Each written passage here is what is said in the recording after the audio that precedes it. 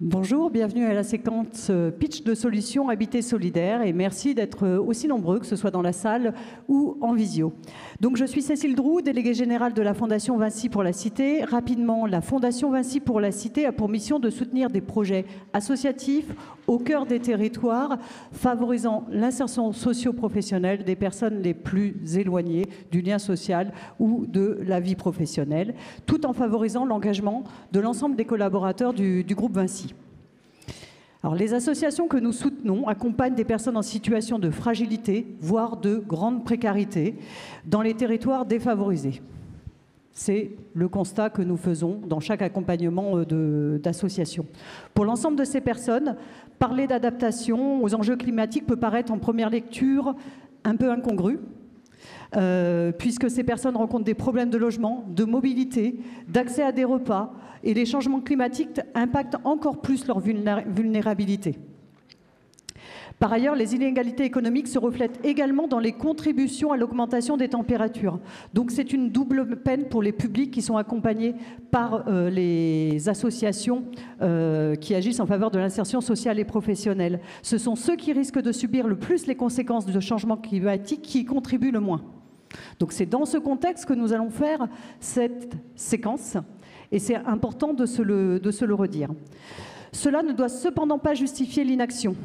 Ne rien faire ne ferait que différer et aggraver l'injustice sociale face au dérèglement. Allier les enjeux de justice sociale et de transition écologique, c'est préserver la cohésion sociale et le socle démocratique. Donc des acteurs du monde économique ou associatif se mobilisent pour mettre la justice sociale au cœur de leur activité et faire que ces changements nécessaires soient les plus acceptables et source d'opportunités. J'ai le plaisir de partager cette scène avec certains de ces acteurs, pas l'entièreté, mais certains, pendant les 100 prochaines minutes et avec vous. Ils vont vous présenter, nous espérons avec humilité et sans démagogie, c'est notre objectif, leurs solutions et comment celles-ci contribuent directement ou indirectement aux enjeux d'adaptation et de lutte contre les inégalités sociales. Merci à Cyril Anap, Air Architecture ENSA Paris-Belleville, qui est le deuxième sur la gauche, qui a accepté d'être notre grand témoin, à Élise Leclerc de l'association Petits Frères des Pauvres, à Michael Bruel de Home Block, Marie-Suzanne Locneux de Human Buildings et Alessandre Borne de Belleville, à qui je laisse immédiatement la parole. Merci beaucoup. Donc merci à toutes et à tous d'être là. Merci pour l'invitation. Bravo pour l'organisation de ce festival. Du coup, j'ai quelques minutes pour vous présenter un petit peu ce qu'on fait. Donc moi, je suis Alexandre Borne, je suis directeur général et un des 5 cofondateurs de la foncière Belleville. Donc nous, on est une foncière d'utilité sociale agréée ESUS, entreprise solidaire d'utilité sociale. Je vais commencer par vous présenter un petit peu ce qu'on fait et puis je ferai un petit focus sur 2-3 projets de logement puisque c'est le thème aujourd'hui.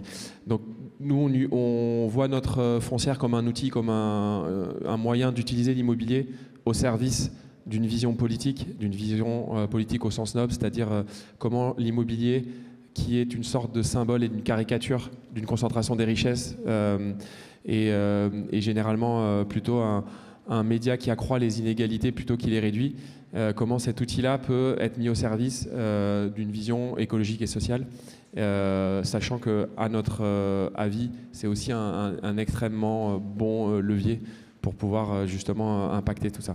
Donc nous, en tant que foncière, on s'est mobilisé pour essayer de répondre à ces questions qui, avant de cofonder Belleville, j'avais toujours un peu de mal à répondre, auxquelles j'avais du mal à répondre quand je travaillais dans l'immobilier ou la construction.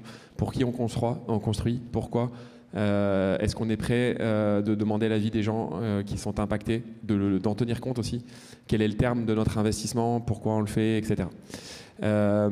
Et donc, comme je viens de le dire, nous, on va essayer de se mobiliser pour répondre à des défis écologiques, sociaux, et d'adapter nos réponses en fonction de chaque territoire, en fonction de chaque personne, en fonction de chaque enjeu, ce qui revient à faire du sur-mesure, et je pense que vous le verrez un petit peu après. Globalement, on achète des immeubles, on les réhabilite, on repense le programme, on accompagne les porteurs de projets, souvent issus du monde militant et citoyen, ou les habitants, et ensuite on vient les louer à des prix inférieurs au prix de marché en se basant sur le loyer capable de nos interlocuteurs.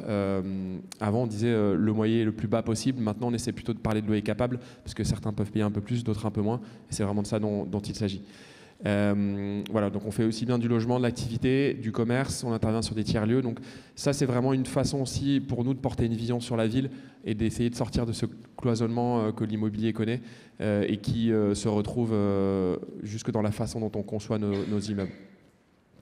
On a construit au sein de Belleville notre démarche autour de 7 thèmes, on a appelé des thématiques d'impact, qu'on retrouve dans une grille qu'on essaie de faire sur mesure en se basant sur les grilles existantes et qui sont ceux que vous avez à l'écran, donc l'inclusion, la qualité de vie, la dimension de cohésion territoriale, l'écologie évidemment, la transition, mais aussi la gouvernance et le financement. Donc, dit autrement aussi les questions de partage du pouvoir et partage de la valeur, partage des richesses qui sont clés.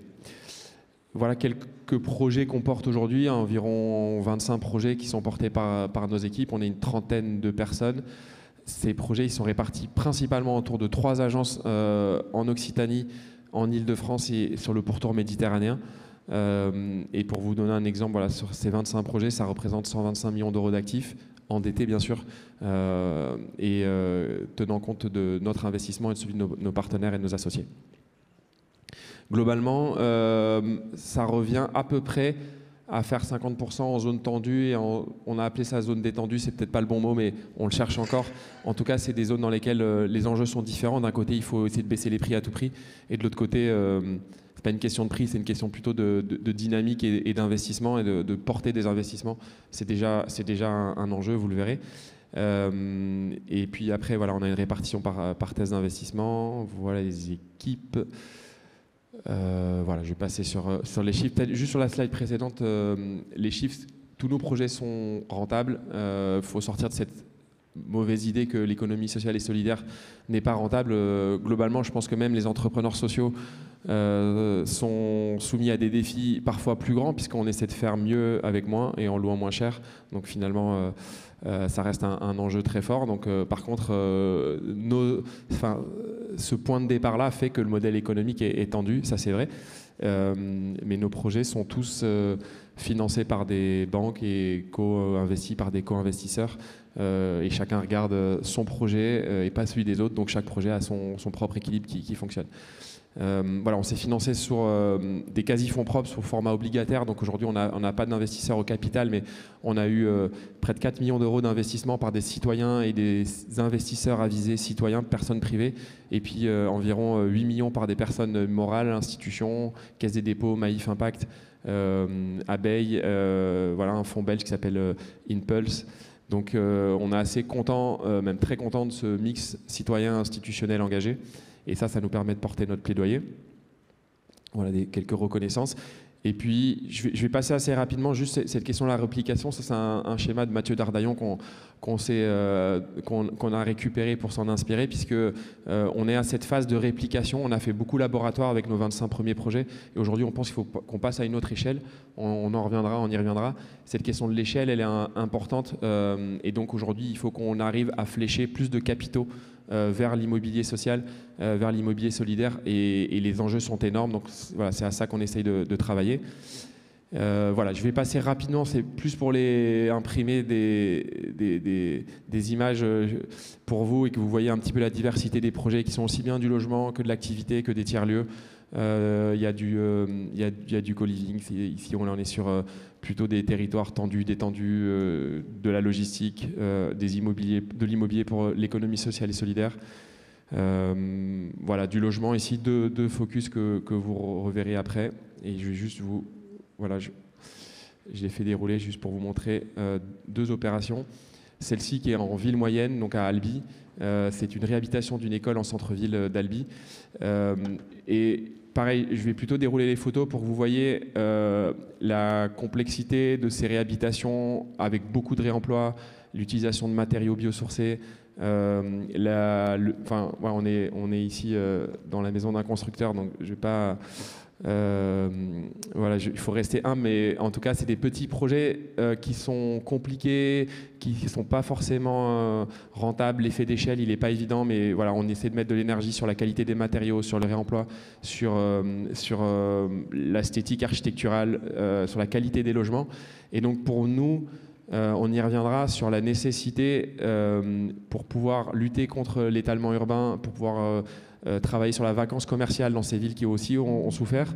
Eh ben, il faut qu'on arrive à remettre des investissements, qu'on arrive à réhabiliter des logements de qualité, qu'on n'en construise pas des nouveaux, qu'ils soient beaux, qu'ils soient désirables. Voilà, je pense que c'est ce qu'on fait ici sur ce projet-là. Et puis, je vais passer rapidement sur cette résidence étudiante qu'on a livrée à Ivry-sur-Seine. Voilà, pour vous montrer aussi une autre manière de faire dans des anciens bâtis industriels. Donc là, c'est des locaux d'activité et du logement étudiant. Le bâtiment de 5 étages, c'est de ça dont il s'agit. Voilà, et puis je terminerai, je vous déroule juste les photos pour que vous voyez un petit peu des exemples différents. Et une dernière école qui est située à Sens. Donc la première était à Albi, celle-ci à Sens. Et là, on parle de 19 logements. Même cas, c'est un projet qui est compliqué. La difficulté qu'on rencontre, c'est la question des fonds propres. Et donc, voilà, on pourra revenir sur cette question du logement en ville moyenne. Le coût de revient de cette opération, il est supérieur au coût de marché. Le prix du marché à Sens, il doit être dans les 2008, 3 000 euros. On doit sortir à 3 000, 3 200 ici. Donc, ça montre que forcément, ça n'intéresse pas grand monde. Mis à part le défi et l'esthétique et l'envie de faire des beaux projets, vous avez ici juste un petit exemple de cette ancienne école, 4 corps de bâtiments autour d'une cour. Les petits bâtiments en rouge sont déconstruits parce qu'ils sont en mauvais état, mais en fait on ne reconstruit rien.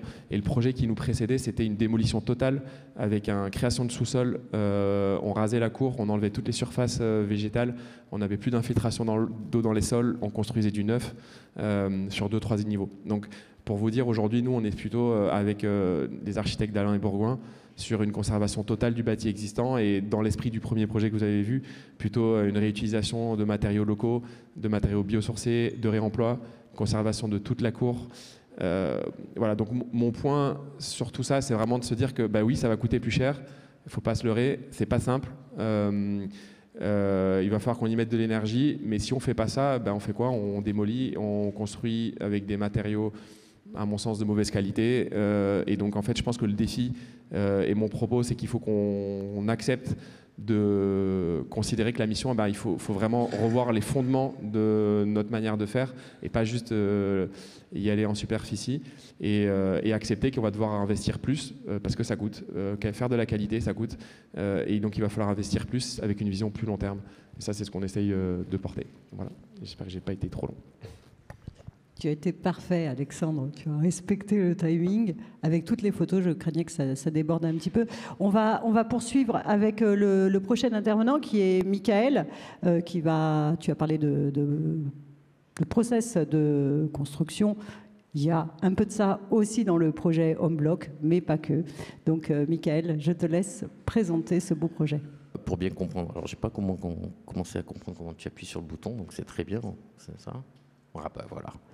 Donc en fait, HomeBlock, c'est une marque d'une société qui s'appelle LVD Énergie, qui est une joint venture de 15 ans avec un équipementier bien connu qui s'appelle Schneider Electric, qui est aussi, et l'autre, c'est le groupe Lavarap. Donc le groupe Lavarap, c'est 33 sociétés dans l'handicap et l'insertion par l'activité économique. Voilà, on est aujourd'hui un de ces leaders-là, et donc notre métier, c'est l'inclusion avant tout.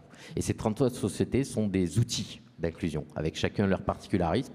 Et la particularité d'LVD Énergie, donc la marque HomeBlock, c'est de transformer des containers maritimes en solutions de logement tertiaire. Enfin, on sait à peu près tout faire avec ces modules sur des items qui nous ont permis à la base de développer. Donc aujourd'hui, il y a 5 ans, on en faisait 12 par an. Là, on en transforme 250 par an maintenant, donc les équipements qui sont de plus en plus grands. beaucoup porté par le logement d'urgence, donc qui est un peu un des sujets, qui sont des équipements qui ont une vocation, je vais vous en montrer quelques-uns, soit être déconstruits pour être construits ailleurs, donc une autre vision de l'habitat, parce que c'est l'un des sujets quand on a travaillé sur cette marque, et ses fondamentaux, c'était d'apporter les solutions du modulaire à la construction traditionnelle, c'est d'aller vers des valeurs de l'habitat telles que pas énergivores, comme je le disais dans nos discussions, un des engagements de Schneider avec nous et qui a accompagné les gros investissements qu'on a fait pour aller chercher les solutions d'isolation et nous mener vers la RT 2012 hier, et maintenant de la RE 2020, c'est un demi-million d'euros qui ont été mis sur la table. Donc l'idée étant de dire c'est l'énergie la moins chère. Alors aujourd'hui ça paraît facile de le dire comme ça, l'énergie la moins chère n'est pas celle, et celle qui n'est pas consommée.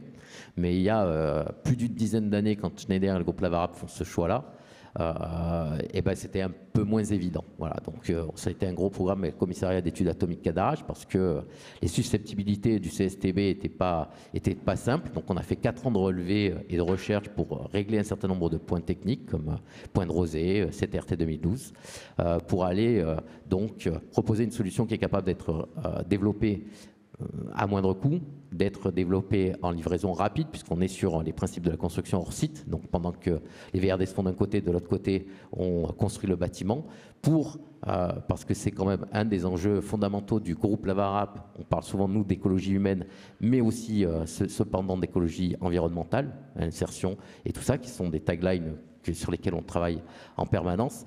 Et au final, une fois atteint la RE 2020 ou une fois ayant répondu à 5 des 6 items de la taxonomie européenne, et ben on est allé aussi encore essayer de travailler sur des objets comme la notion de chantier sec, parce que la ressource en eau, ben, c'est les enjeux de demain et que ça nous intéressait d'eux.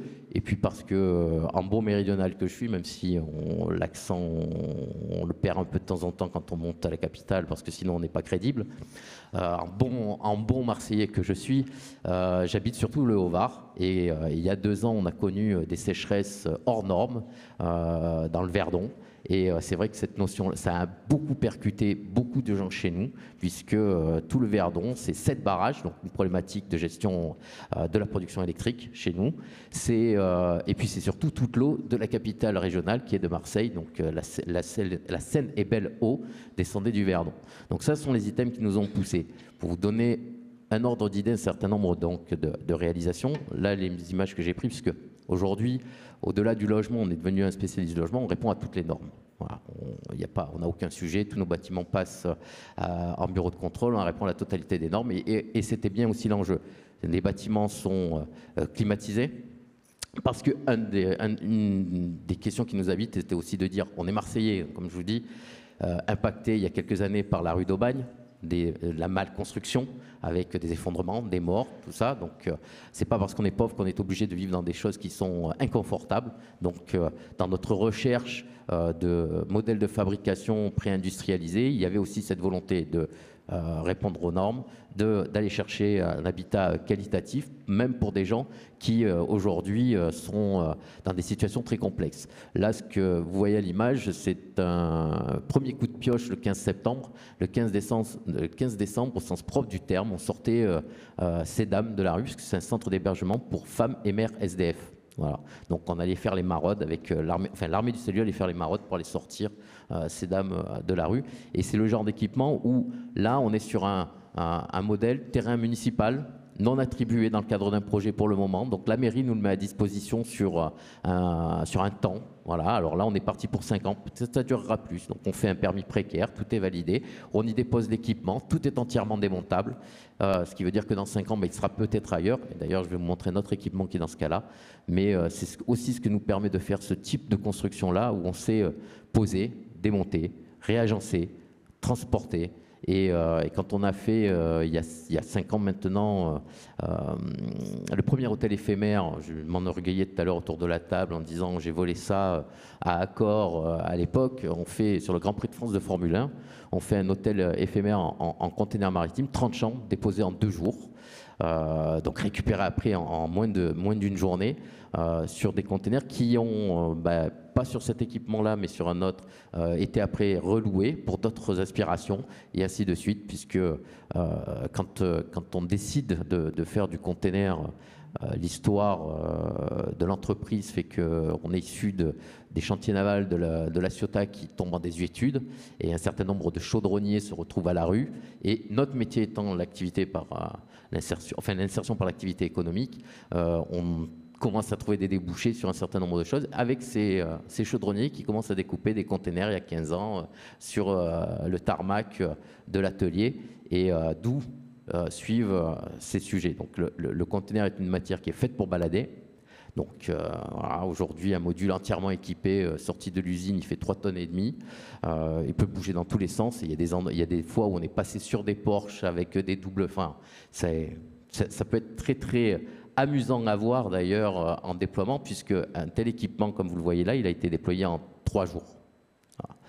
Les raccordements sont plus longs. Donc on montre qu'on a des clients aujourd'hui qui sont à la fois des collectivités, à la fois des associations, à la fois des bailleurs sociaux. Et donc là, le focus, je voulais le faire sur la collectivité de Berlétan, outre le fait qu'on a l'usine pas très loin, puisque la mairie croit beaucoup au projet. C'est le premier bâtiment qu'on ait fait, donc qui est définitif. C'est la direction des services techniques. Donc tous les ingénieurs de la commune de Berlétan sont aujourd'hui logés par nous, entre guillemets. Ils doivent acheter l'équipement. Hein. Voilà. C'est surtout qu'on a là une collectivité qui suit les enjeux, et comme je vous dis, quand il y a 2 ans le programme est parti, on a fait le choix de changer les modalités de fondation en un week-end autour du match de rugby avec monsieur le maire, parce que justement, et qu'est-ce qu'on peut faire? On peut faire en sorte de ne pas utiliser une goutte d'eau. Voilà. Donc là, les 325 mètres carrés, c'est sans l'utilisation d'une goutte d'eau, puisqu'on est sur des puits acier qui nous ont permis de récupérer les bonnes altimétries, et donc d'aller jusqu'au bout de notre process, en tout cas d'être en capacité de proposer ces éléments-là. Donc au-delà de cet aspect écologie humaine, alors, voilà, ça c'est un des fondamentaux de ce qu'on a fait. C'est un site d'accueil de femmes victimes de violences conjugales. On est sur un terrain qui est celui d'Enedis. Ce site va être déménagé là à la fin de l'année, upgradé, puisqu'on va lui rajouter, là il y a 48 modules, il va en prendre une vingtaine de plus, donc il a presque 5 ans. C'est un des premiers sites d'accueil où on traite l'ensemble de la victimologie. Quand on dit l'ensemble de la victimologie, parce que c'est aussi ça sur lequel nous on fait peser tout l'orgueil de la société Lavarap, c'est qu'on aime à accompagner aussi un upgrade de l'accompagnement social des publics, et ce site-là, il a permis de rassembler un certain nombre de financements, État, région, département, ville, et celui qui nous a octroyé le terrain entre 2 projets, puisque ce terrain-là appartient à Enedis, donc il va là le récupérer pour faire un grand transfo, mais qui nous a permis de déployer un site où, quand je dis on gère l'ensemble de la victimologie, c'est qu'on gère jusqu'à l'enfant victime, qui est pour la petite histoire, qui est une notion qui n'existe que depuis 2014 dans le droit français. Et donc, ce site-là, c'est un des premiers, ce qui nous permet aujourd'hui de dire qui nous a permis d'étudier le développement de toute une offre locative, puisqu'aujourd'hui on est les seuls en France, donc on est une vraie entreprise, hein, pour revenir tout à l'heure. On a des modèles économiques qui doivent vivre, parce que sinon on ne s'est pas déployé. On est accompagné. Quand on a créé ce fameux site, il est en location. Au début, c'était l'entreprise productive qui produisait les modules en insertion, parce que je vais y revenir dessus, parce que je sais que ça lui tient à cœur, la façon dont on forme, nous les gars, à faire, puisque nous on a l'habitude de dire si on ne fait pas un beau produit, on ne le vend pas. Si on ne le vend pas, derrière on ne peut pas faire notre vrai métier. Je dois dire des bêtises parce que l'autre il s'entend là. Mais on ne fait pas notre vrai métier qui est l'inclusion. Mais en attendant, quand on crée le modèle locatif autour de ce site d'accueil de femmes victimes de violences conjugales, on s'aperçoit qu'on a quelques petits antagonismes économiques. Donc on fait appel à un certain nombre de personnes pour dire on va créer une nouvelle société qui s'occupera de la location, et on crée la première société qui loue des modules containers de logement avec donc des gens qui sont tout à fait anodins comme Amundi et la Banque des Territoires, donc CDC Habitat, pour nous accompagner. Donc aujourd'hui, 2 ans plus tard, c'est 500 modules en location, dont une école, puisqu'on a décidé d'investir aussi le champ du scolaire pour que aux affres, et comme je dis, pareil, encore une anecdote, mais ça a été la décision la plus facile à emporter de mon conseil de surveillance, parce que quand j'ai expliqué qu'on allait sur ce domaine-là, on a tous vécu dans des salles en préfa, toutes pourries, qui étaient là pour 2 ans, qui sont restés 15 ans et qui sont en train de voir arriver nos gamins, enfin un truc comme ça. Je dis là, pour le coup, on leur apporte quelque chose qui est en RE 2020. Et quand on a créé ce qui est le plus gros équipement en container maritime, puisqu'on a fait toute une école de A à Z là, qui répond à la totalité des normes, 130 modules sur Miramas, c'était un peu un de ces enjeux-là. Donc, notre cœur de métier, je l'ai dit plusieurs fois, c'est l'inclusion. Donc nous, en plus, c'est pour nous la cerise sur le gâteau. Nous sommes une entreprise. Ça coûte cher, l'inclusion. C'est pour ça que de temps en temps, on reçoit des subventions. Mais en fait, on en reçoit tout le temps. Et ce n'est pas juste pour les consommer comme ça et pour jouer un coût de production moins cher. Non, c'est parce que derrière, on a des gens qui mettent beaucoup plus de temps. D'abord, on a des personnes qui sont entièrement déqualifiées. Moi, c'est pareil, il y a quelque chose qui me plaît beaucoup, c'est quand on est passé à un modèle un peu productif. J'avais 7 salariés il y a 5 ans, aujourd'hui j'en ai 50, mais quand on a fait la première usine, on est passé de 7 à 25, on a diminué par 2 le nombre d'accidents de travail. Donc ça, c'est aussi des choses qui nous animent, et avec des gens qui sont complètement déqualifiés, puisque moi j'ai la moitié de mes salariés, plus de la moitié de mes salariés qui n'ont pas un permis, et alors les diplômes, j'en parle même pas, on est dans une appréhension du geste et dans une transmission par le geste avec un accompagnement en permanence par le geste, parce que quand on a 17 nationalités sur le tarmac, c'est très fleuri comme langage, mais on ne comprend pas toujours tout et on ne sait pas toujours tout expliquer. Donc on passe beaucoup de temps, on a formé, et en plus on est sur un métier qui est très particulier, puisque, et c'est là où l'outil d'inclusion pour nous est très important et très intéressant, c'est que sur notre tarmac de 4600 m², j'ai de la chaudronnerie, de la logistique, du magasinage, j'ai tous les métiers du second œuvre, donc ça nous permet aussi de recenser ce qui vont être les appétences particulières d'un certain nombre de salariés pour après les mettre en perspective, améliorer leur formation, leur faire acquérir des vrais diplômes et du coup construire leur vie autrement. Donc, de fabriquer autrement le logement, en tout cas de se donner un objectif qualitatif, tant dans le choix des matériaux, pour reprendre ce que tu dis, parce que même si on n'est pas toujours sur des matériaux biosourcés, quand on a des publics durs, et oui, on est obligé de faire des choix de matériaux pour que ça résiste. Voilà. Et donc de la qualité des matériaux, de la qualité de l'accueil, autant que de la qualité de l'accompagnement. C'est ça l'histoire de Homeblock. Je ne ferai pas de commentaires sur le timing, Michael, mais tu as été très clair et tu as passé les premiers messages. On reviendra sur certains messages à la fin des présentations. Élise, je te laisse reprendre la parole. Tu as bien évidemment le temps qui t'est imparti pour présenter. Bonjour, merci Cécile, merci pour l'invitation. Donc Élise Leclerc, donc des Petits Frères des Pauvres. Moi, je m'occupe de projets de développement d'habitat alternatif à l'association des Petits Frères des Pauvres. Donc, en 2 mots, vous connaissez peut-être, mais donc c'est les Petits Frères des Pauvres. Ça a été créé en 1946 et c'est une association dont l'objet social, c'est de lutter contre l'isolement des personnes âgées en précarité. Donc on a de multiples actions dont vous avez peut-être entendu parler. On a une association qui s'occupe surtout de l'accompagnement relationnel de personnes âgées à domicile ou en institution, avec des accompagnements individuels et collectifs. Donc ça, c'est 13 000 bénévoles sur tout le territoire et des salariés qui les accompagnent. On a une fondation qui porte des projets immobiliers pour loger des personnes âgées, et qui finance des projets extérieurs d'associations qui œuvrent sur les mêmes sujets. Et on a une association de gestion des établissements donc, qui gère et anime une 30aine de lieux de vie pour des personnes âgées isolées en précarité. Et donc c'est surtout sur ces sujets-là dont je vais parler aujourd'hui. Juste quelques chiffres pour situer les personnes âgées. Aujourd'hui, on a estimé en 2021 qu'il y a 530 000 personnes âgées en France qui sont en situation de mort sociale. Donc la définition est précise, mais c'est vraiment l'absence de lien relationnel avec, que ce soit le voisinage, cercle familial, etc. Donc la question de l'isolement, elle est vraie dans toute notre société, elle est vraie en particulier pour les personnes âgées. et plus de 90% des personnes âgées de plus de 60 ans qui vivent à domicile. Donc le sujet du domicile pour les personnes âgées, il est en fait majeur et majoritaire.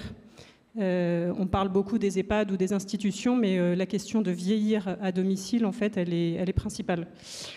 Donc comment on fait, qu'est-ce qu'on fait chez les petits frères des pauvres? Je dirais que les projets qu'on essaie de développer d'habitat ont quelques traits communs, notamment la petite échelle. On développe que des lieux de vie à petite échelle, avec maximum une vingtaine d'habitants.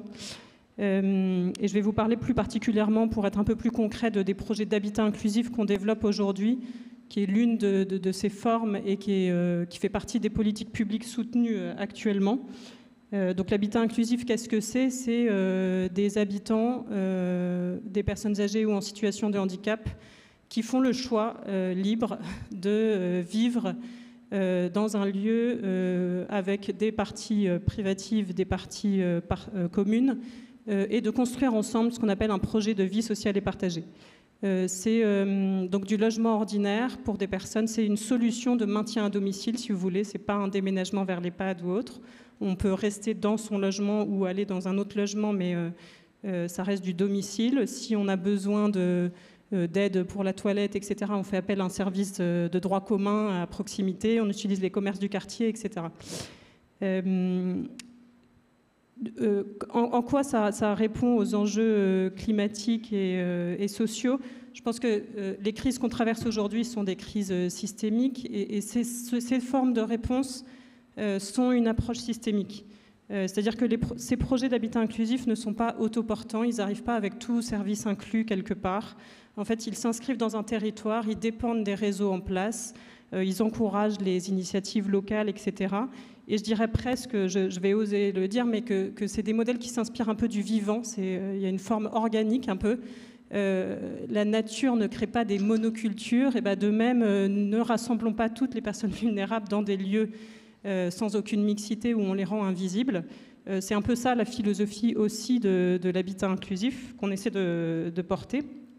Et un des signaux notamment de cette complexité-là, c'est que quand l'habitat inclusif a été défini par la loi, qu'il a été lancé, qu'on a créé l'Observatoire de l'habitat inclusif, en fait, on a dû réunir 4 ministères parce qu'en fait, on ne rentre dans aucune case. C'est ni strictement du logement, ni strictement une politique de l'autonomie, ni strictement une politique de territoire. C'est l'ensemble de tout ça. Et c'est ça aussi un peu l'approche systémique à laquelle on croit. Un autre point, je dirais, c'est que donc on croit beaucoup que l'habitat, c'est bien plus qu'une question immobilière, même si bien sûr la partie immobilière est importante et surtout peut être facteur de réussite, voire d'échec du projet social. Et ça peut être vraiment un outil de lutte contre l'isolement. Parce qu'on va, dans ces modèles, essayer de recréer des liens de solidarité, de proximité. L'habitat peut être le moteur, l'un des moteurs, pour lutter contre l'isolement. Vous savez qu'en entrée en EHPAD, les deux principaux motifs sont la perte d'autonomie et l'isolement. Et en fait, l'isolement est un motif très fréquent. C'est-à-dire que vous pouvez n'avoir, je vais caricaturer, mais aucune difficulté de perte d'autonomie, être tout à fait autonome dans votre vie quotidienne, mais vous êtes seul et vous n'avez ni voisin pour vous aider à monter vos courses ou vous emmener chez le médecin. Et en fait, c'est plus tenable de rester à la maison. Et donc, la réponse EHPAD, qui aujourd'hui est majoritaire, parce que c'est un fait, convient à certaines situations, mais ne peut pas être l'unique solution face notamment à des personnes dont la principale difficulté, c'est l'isolement. Un deuxième point dont je voulais parler, c'est que en quoi ça répond aussi aux enjeux climatiques, donc on est vraiment dans une approche du domicile et de la petite échelle. La petite échelle, en fait, c'est comme la haute couture, c'est comme le sur-mesure. Enfin, parfois c'est plus compliqué, peut-être, c'est moins réplicable, peut-être parce qu'on s'insère dans de l'existant. Mais en fait, justement, c'est souple. Et ça peut s'insérer dans des territoires très différents, des territoires ruraux, urbains, etc. Et même la petite échelle, en fait, peut-être que ça peut être l'un des moteurs aussi de réhabilitation de notre patrimoine immobilier, parce que les projets d'habitat inclusif, par exemple, vont s'insérer dans des logements existants, et à cette occasion-là, ils vont faciliter une partie de la réhabilitation, par exemple. Il y a vraiment cette idée de dire que par rapport à la question de la perte d'autonomie et des personnes âgées, puisque c'est notre sujet aux petits frères des pauvres, on essaie de changer de regard sur la problématique, en quelque sorte. Si je caricature, c'est-à-dire qu'on ne cherche plus à se dire on a tant de personnes âgées qu'il va falloir caser quelque part, mais plutôt, en fait, on a des territoires, il y a des choses qui existent, il y a du bâti, il y a des services, il y a des liens, etc. Comment on va faire pour que ce soit possible que les personnes restent là, puissent vivre ensemble, en sécurité, comment permettre que ça puisse durer et tenable pour tout le monde. Donc c'est plutôt continuer de vivre là où on est, mais autrement. Je finis par un troisième point. Il me semble qu'il y a bien sûr une multitude de liens à faire entre la crise sociale et la crise environnementale qu'on traverse. Ces projets d'habitat, c'est aussi une manière de nous aider à changer de regard en fait, sur nos vulnérabilités. C'est aussi dire, en fait, oui, certaines personnes ont besoin de soutien particulier, mais plutôt que de chercher des modèles qui vont les rendre invisibles et les éloigner, on va essayer de changer le regard de la société pour leur permettre de continuer à vivre là où elles sont ou dans les territoires qu'elles connaissent. On dit parfois que deux de nos besoins primaires, c'est un peu d'appartenir et de contribuer. Il y a ça un peu derrière l'habitat inclusif aussi. On appartient à un collectif, mais en fait, on contribue aussi. C'est aussi une manière d'essayer de regarder les personnes âgées comme des personnes qui peuvent apporter au collectif. Et il y a des exemples d'habitat inclusif où finalement ça crée une dynamique d'une dizaine de personnes qui bénéficient bien plus largement au quartier, à l'immeuble, au voisinage que ces 10 personnes.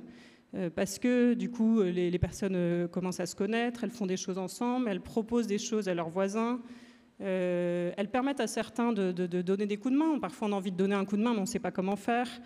Donc c'est aussi voir ces personnes-là comme des personnes qui peuvent apporter au collectif. Ça nous semble très important. Et puis, c'est aussi des projets qui permettent un peu l'initiative citoyenne. C'est-à-dire que la réponse, en fait, elle est multiple. C'est pas une réponse qui viendrait 100% de l'État ou 100% du monde associatif, 100% du monde de l'entreprise ou je ne sais quoi. Mais en fait, tout citoyen peut contribuer à ces projets-là. Et c'est pas simplement une histoire d'être bénévole, mais il y a plein de manières de contribuer, mais ne serait-ce qu'en étant voisin d'un habitat inclusif et en apprenant à connaître les personnes, en fait, on contribue à ça et on se remet les uns les autres en tant que citoyens dans ces projets-là. Voilà. Je m'arrête là. Parfait, Élise. Marie-Suzanne, tu te sens de reprendre la parole pour la dernière présentation de solutions. Merci Cécile, merci pour l'invitation. Bonjour à toutes et à tous.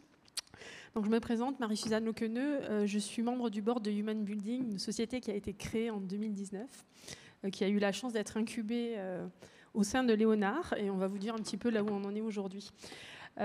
L'équipe qui travaille autour de ce projet, cette société, a voulu résoudre un point principal qui était le mal-logement. Le mal-logement, si on le traduit en chiffres, c'est 41 millions de personnes mal logées, selon la dernière étude de la Fondation l'Abbé Pierre, sortie cette année.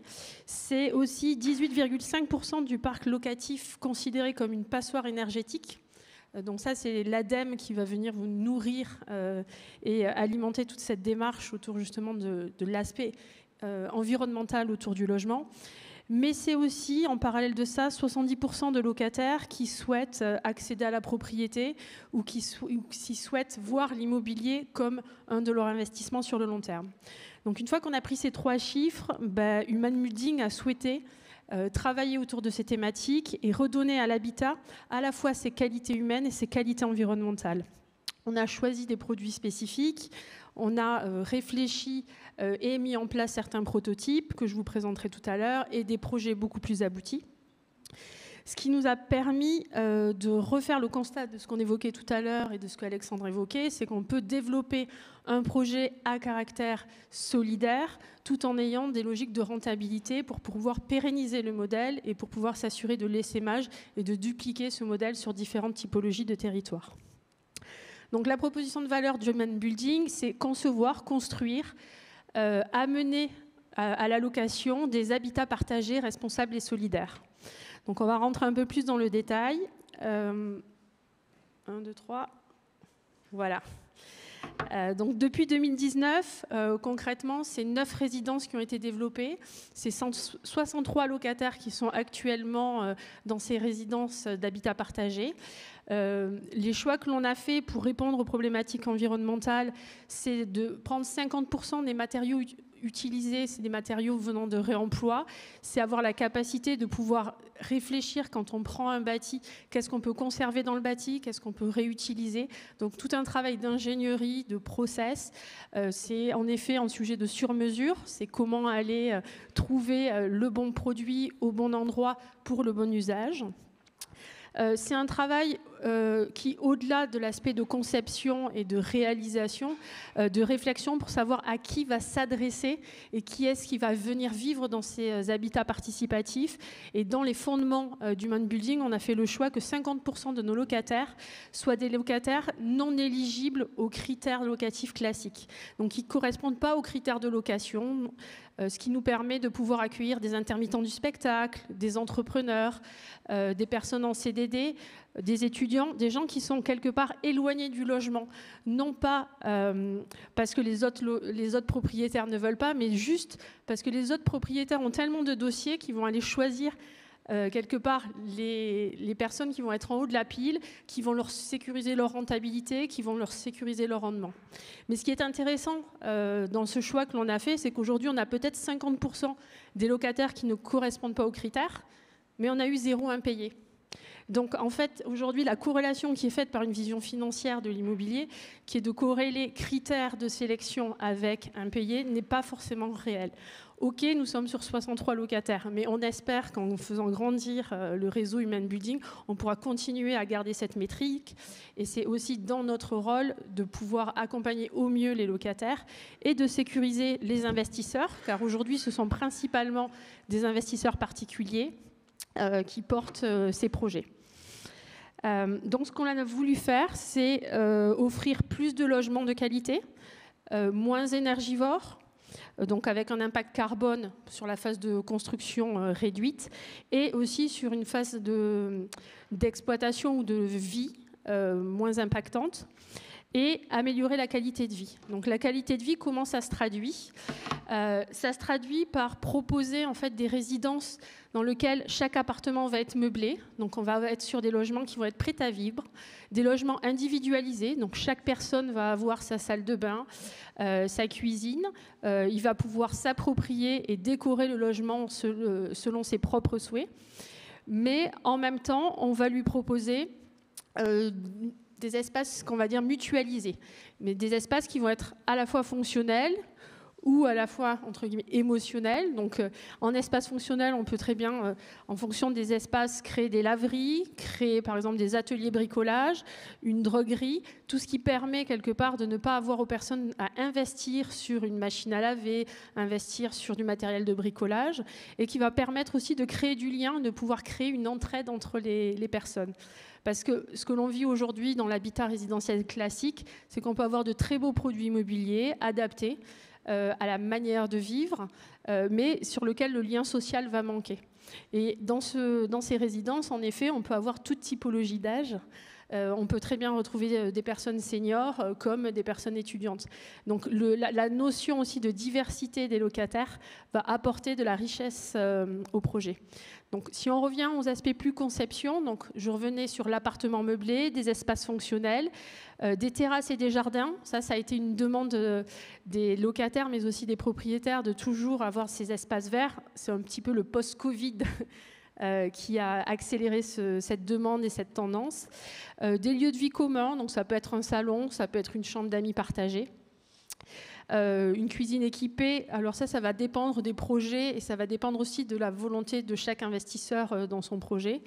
Et nous, notre rôle va être aussi de créer de l'échange virtuel pour favoriser l'interaction entre le locataire, mais aussi quelque chose d'un petit peu nouveau, de favoriser l'échange entre l'investisseur et ses locataires. C'est-à-dire que l'investisseur va pouvoir, dans certains cas, connaître les personnes qui vivent chez lui. Ce n'est pas juste un loyer, ce n'est pas juste une ligne avec quelques euros, mais ce sont bien des personnes, ce sont des projets de vie, ce sont du lien social qui va même au-delà de l'investissement. On a mis quelques métriques juste pour aussi rappeler que mettre en place de l'habitat participatif, croiser différents publics, ce n'est pas source d'anxiété ou ce n'est pas source de problème. Ce qu'on a vu, nous, en termes de sécurité, c'est qu'on avait une sécurité qui était garantie parce que les locataires prenaient soin chacun des autres, donc moins d'intrusion, moins de risques de vol, de l'attention justement vis-à-vis des aînés ou une personne qui peut être malade, donc de l'entraide. Et bien sûr, toute la partie environnementale que l'on a souhaitée avec tout ce qui était mutualisation des ressources et de la construction. Derrière cette résidence-là, vous voyez juste la résidence, mais on est bien sur un écosystème qui s'intègre au sein d'un quartier. Donc beaucoup d'interactions avec les différents commerçants du quartier, peut-être aussi les autres maisons et les autres pavillons, et une interconnexion entre les différentes résidences Human Buildings.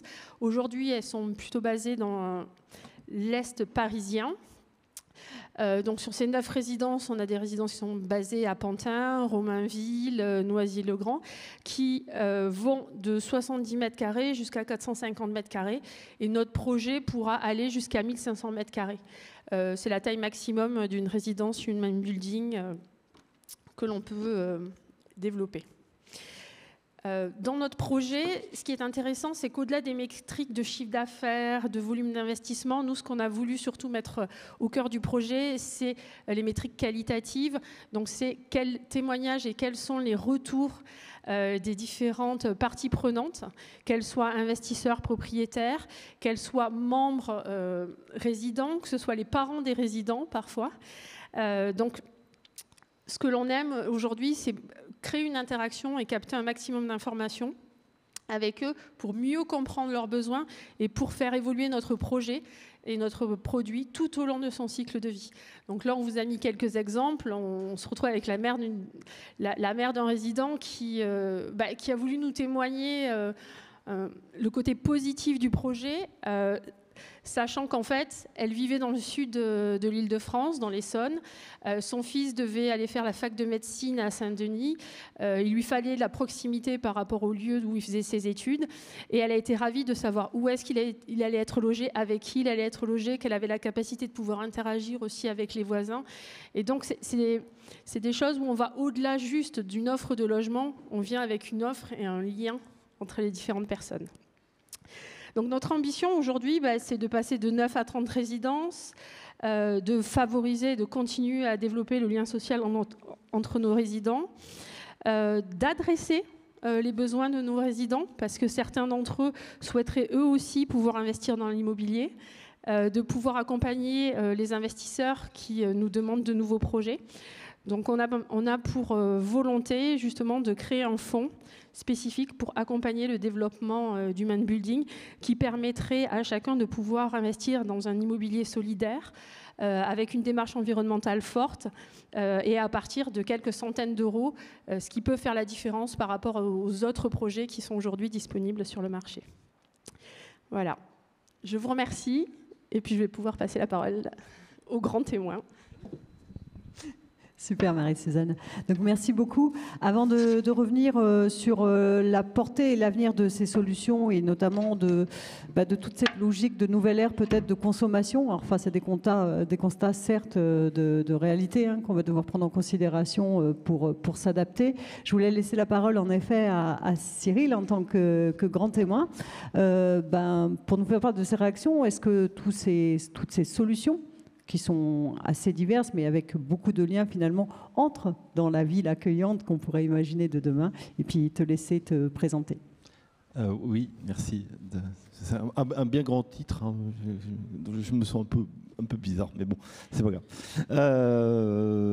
Juste, on présente ce que je fais vite fait ou... Oui, alors, donc Cyril Hanap, architecte-ingénieur.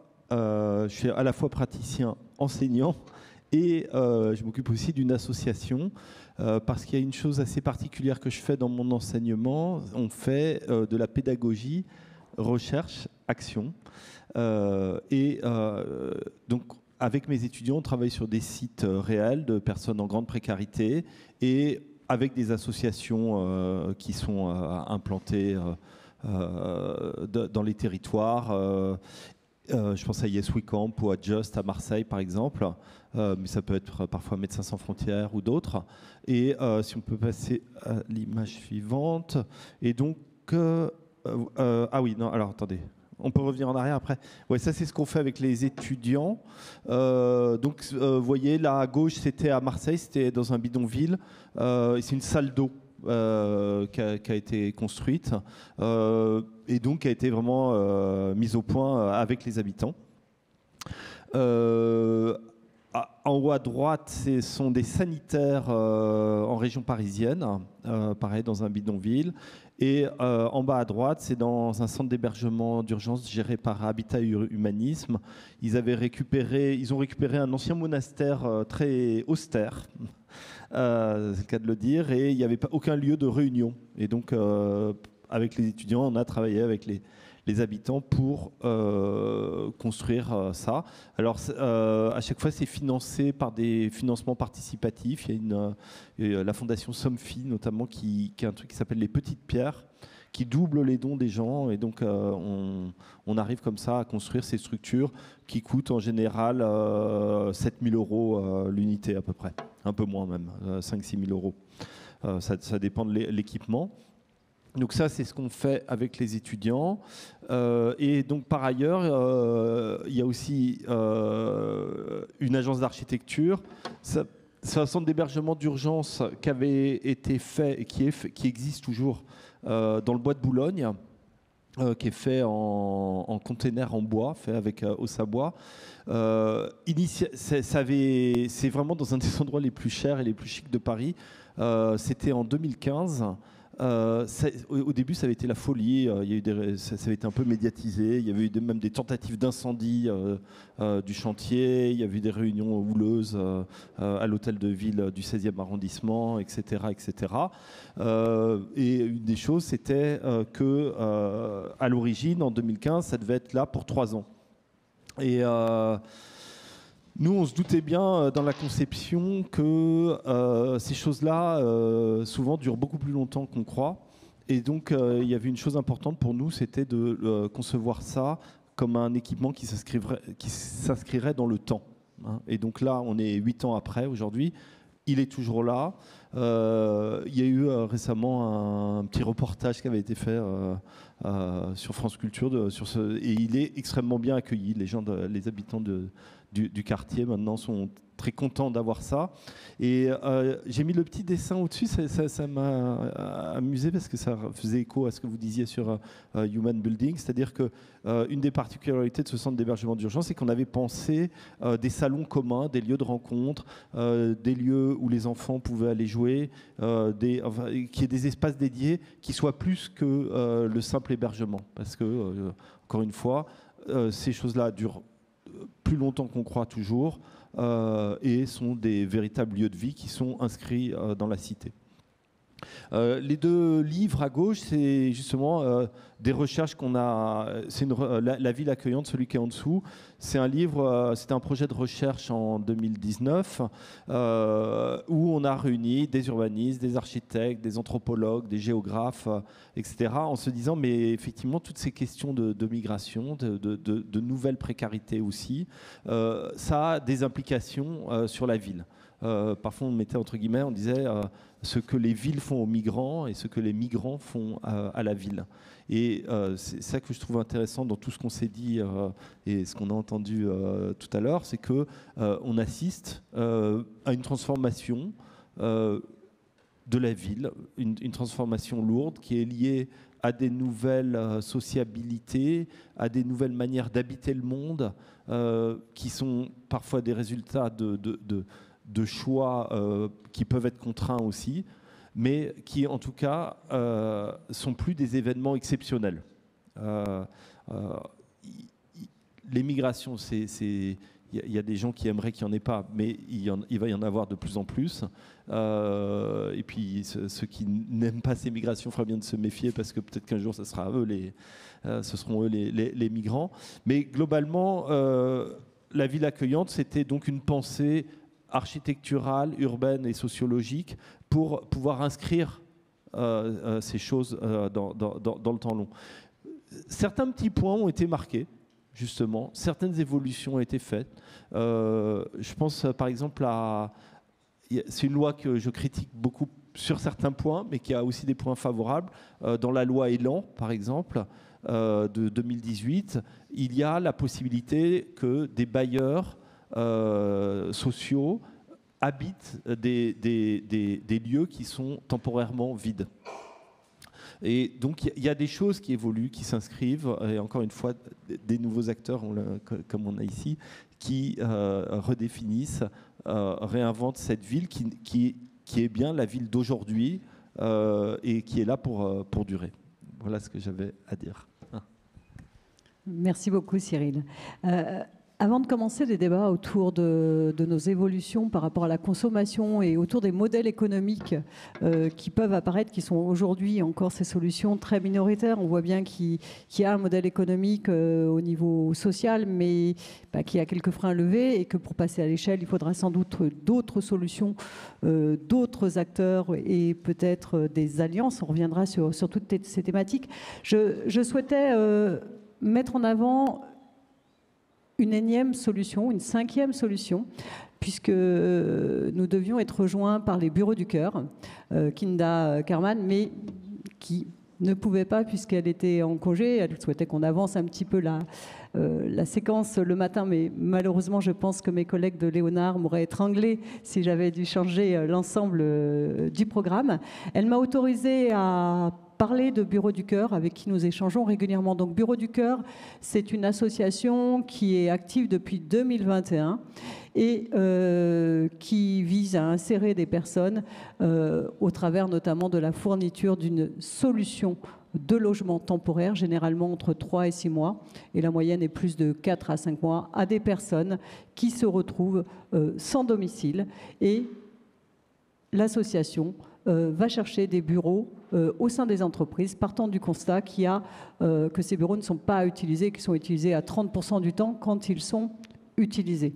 Voilà, donc elle se base sur l'engagement, sur la solidarité des entreprises, des citoyens, des fondations, du tissu local associatif pour aider ces personnes à retrouver un minimum de repos le soir.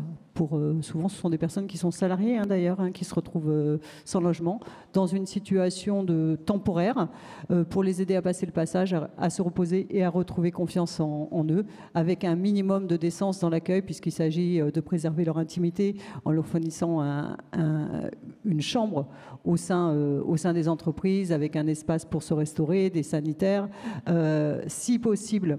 Une douche, ce n'est pas une condition nécessaire, mais c'est quand même mieux, sinon il faut trouver d'autres solutions. Donc ça part d'un constat très très simple qui est la sous-utilisation de certains espaces. On le voyait avec les différentes interventions, utiliser ce qui existe et l'utiliser mieux, donc l'intensification des usages et d'être vigilant à cette ouverture sociale et intégrer vraiment le social au sein des différents acteurs économiques. Il faut savoir que c'est l'occasion pour moi de vous dire, et je pense que vous connaissez le collectif anti-gaspi immobilier. Ce collectif a été créé assez récemment. C'est finalement une cellule d'intelligence collective qui réunit plusieurs acteurs, dont Bureau du Cœur, mais également Habitat, Humanisme et Caracol, qui sont des associations qui portent des projets que la Fondation a eu l'occasion de soutenir. Et Habitat, Humanisme et Caracol étaient présents l'an dernier sur le festival lorsque nous avons parlé de logement. Je voulais vous lire quelques phrases de leur manifeste. puisque je pense que ça fait partie du sujet et que l'usage de l'existant est aussi une réponse aux enjeux climatiques. Et notre façon de nous comporter en tant que citoyens et notre responsabilité individuelle est plutôt en jeu. Nous ne pouvons nous résoudre à une société qui laisse 300 000 personnes sans domicile en 2024 et où près de 15 millions sont directement touchés par la crise du logement, alors qu'il y a suffisamment d'espaces vides disponibles pour loger des centaines de milliers de personnes dignement en France. Nous avons les compétences pour transformer ces lieux vides en lieux de vie. On estime que la vacance immobilière représente 8% des bâtiments dans les grandes métropoles françaises. Ce sont des chiffres à la Fondation Abbé Pierre de 2023. De nombreux logements sont sous-occupés, laissant des millions de chambres libres. Et rien qu'en Ile-de-France, près de 5 millions de mètres carrés de bureaux sont vides, tandis que dans les bureaux dits occupés, les espaces ne sont utilisés que 30% du temps. Dans ce contexte alarmant, il est impératif d'adopter une approche résolument tournée vers l'économie circulaire et le lien social. On sait que le logement fait partie du retour, de l'équilibre pour retrouver un lien social, pour limiter la fracture sociale, et on sait qu'aujourd'hui les enjeux sont importants. Donc, nous avons vu des solutions, donc les intervenants ont présenté des solutions. Ce ne sont pas toutes les solutions qui existent, et fort heureusement, mais à ce stade, moi, elles me paraissent personnellement encore trop minoritaire, mais c'est déjà, je vais rester profondément optimiste et dire que c'est le début d'une démarche. Une démarche qui part de constats, il y a eu des inondations, il y a tout un tas de choses, donc il y a un constat, une réalité, une prise de conscience, une certaine forme de prise de conscience de réalité qui nous amène sans doute à changer notre façon d'entrevoir notre mode de consommation, à revoir, à nous adapter. Je pense que nous n'avons pas forcément le choix. Adapter, ça voudrait dire qu'il y a une solution autre, je pense plutôt à évoluer pour faire face à ces constats. Donc j'aimerais qu'on échange un petit peu autour de ces nouvelles formes de consommation qui commencent à émerger. Donc vous êtes porteur finalement, vous êtes un peu visionnaire, pionnier dans vos solutions, puisqu'aujourd'hui l'ensemble de ces solutions finalement viennent de l'initiative, de vision, de l'énergie de fondateurs. Et comment on fait pour que l'ensemble des parties prenantes intègrent cette nouvelle forme de consommation qui va être finalement intégrée? Comment on lève les freins psychologiques, sociologiques, les biais cognitifs? On parlait justement, un des biais cognitifs, le social n'a pas de modèle économique, et on en reparlera en seconde partie si vous voulez bien. Quel est le modèle? Y a-t-il une économie sociale et y a-t-il un modèle, et comment l'amplifier pour que ces solutions touchent le plus grand nombre de personnes? Donc c'est l'essaimage, et on pourra débattre de la mise à l'échelle dans un contexte territorial si vous le voulez bien. Au cours des échanges, et là je vais peut-être m'adresser à deux personnes en particulier. Élise, tu m'as dit le logement est à l'image de notre société, donc si notre société évolue, on va en parler un petit peu. Et Michael, tu m'as parlé de sociologie de l'urbanisation. Donc, est-ce que ces méthodes, est-ce que ce mode de consommation qui évolue, vous le voyez, vous le sentez plutôt favorable pour faire du lien social et pour répondre à ces enjeux climatiques, ou vous pensez que tout simplement, il n'y aura pas d'autre choix? Même si, après une longue carrière dans les cabinets et les directions de cabinet, ma formation initiale, c'était sociologie de l'urbanisation à Nanterre, ici, pour un bon méridional, j'étais monté faire mes études. En tout cas, il y a un objet, c'est qu'on en parlait aussi tout à l'heure à table, c'est qu'une des choses qui évolue le moins, en tout cas qui nécessite toujours de déconstruire pour reconstruire, c'est souvent le logement. Et quand on évolue, quand la famille évolue, on transforme son logement, on déconstruit, on reconstruit. Donc quand nous, on a voulu réfléchir à utiliser cet objet qui n'avait rien à voir, qui est un conteneur maritime, et comment on l'adapte pour... il y avait cette réflexion de pouvoir remembrer. Alors, on a construit une offre, je m'amuse souvent de le dire, avec un module technique qui s'appelle Tessie, parce que ça rappelle un module technique, un module finissant qui portait le nom de l'archi qu'on avait internalisé chez nous, donc, parce que comme les archis veulent toujours avoir le dernier mot, c'est juste la boutade. Ouais, il s'appelle Sophia, et donc il nous clôt les équipements, et puis parce qu'on on aime apprendre à faire des choses sérieuses sans se prendre trop au sérieux, notre module traversant s'appelle Élysée, parce qu'à l'Élysée on fait qui passaient. Voilà. Et celui-là, il peut se démultiplier en très grand nombre, ce qui permet d'adapter en fait un logement qui est climatisé, RE2020 et ainsi de suite, à sa famille, puisqu'on peut même presque en prendre un module, l'écarter, on a une chambre un peu sacrée, on peut la recréer. Et même si c'est aujourd'hui cette forme-là en fait qui accompagne le logement d'urgence, puisque quand on fait des accueils de famille comme des sites d'accueil de familles roms et compagnie, on peut se retrouver des fois avec des familles où on a 7-8 chambres. Donc pour le coup, c'est le nombre d'Élysées qui fait la différence et on adapte complètement l'appartement à. Donc je ne sais pas si c'était un peu l'idée que tu voulais reprendre, mais c'était surtout sur la notion d'apprendre à habiter. Quand on a échangé, tu m'as dit je propose des nouvelles formes d'habitat finalement, mais ça ne peut pas se faire tout seul. Et nous avons aussi un accompagnement aux personnes que nous accueillons sur l'éducation finalement à habiter autrement pour préserver aussi nos biens et pour savoir comment mieux vivre ensemble finalement dans ce type d'habitat. Et on va rentrer aussi dans la question des modèles économiques, parce qu'une fois qu'on a au maximum fait en sorte que l'habitat évolue avec son occupant, derrière la réponse elle est quand même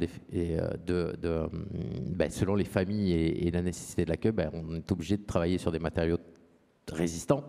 Mais là où on arrive en limite de compétences et où on s'associe avec beaucoup de structures, tout à l'heure je montrais l'Armée du Salut, la Caravelle, enfin un certain nombre de structures, c'est que quand on reçoit notamment avec l'Armée du Salut, parce que là on a fait le test à grandeur nature, quand on sort des gens directement de la rue pour les mettre d'un coup dans un équipement, il y a un vrai accompagnement sur ce savoir habiter, savoir réutiliser une kitchenette, une plaque de cuisson.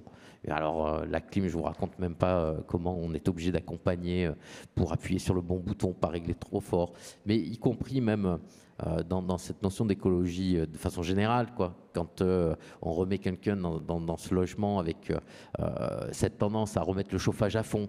Ah non, donc tout ça c'est un vrai savoir habiter et c'est pas de moi, hein. La notion elle me vient vraiment du directeur de l'Armée du Salut des Bouches-du-Rhône là, qui me disait mais un de nos premiers travail c'est vraiment au-delà et puis en même temps eux ils utilisent ce moment de pédagogie là de retour dans l'habitat, de reprise en main d'un lieu pour être le premier élément de reconstruction d'une confiance et d'un dialogue avec la personne, voilà, donc d'une reprise de pédagogie pour apprendre à se connaître. Mais c'est vrai que c'est dur des fois de voir, alors quand en plus ce sont des gosses, parce qu'on a eu le cas de gosses qu'on sortait, reprendre, se réapproprier un environnement direct, ça ne se fait pas comme ça à la seconde et ça nécessite un vrai savoir-faire. Pour le coup, nous, on ne s'est pas senti compétents sur ces questions-là, donc on s'associe à un certain nombre de personnes avec lesquelles on monte les projets, quoi. Merci Miguel. On va juste s'adapter par rapport à ce que j'avais envisagé, puisque Lucas me dit qu'il y a déjà des questions qui apparaissent, alors je pense en vidéo ou dans le chat, je ne sais pas. Donc on va prendre quelques questions et puis peut-être que ça nous permettra aussi.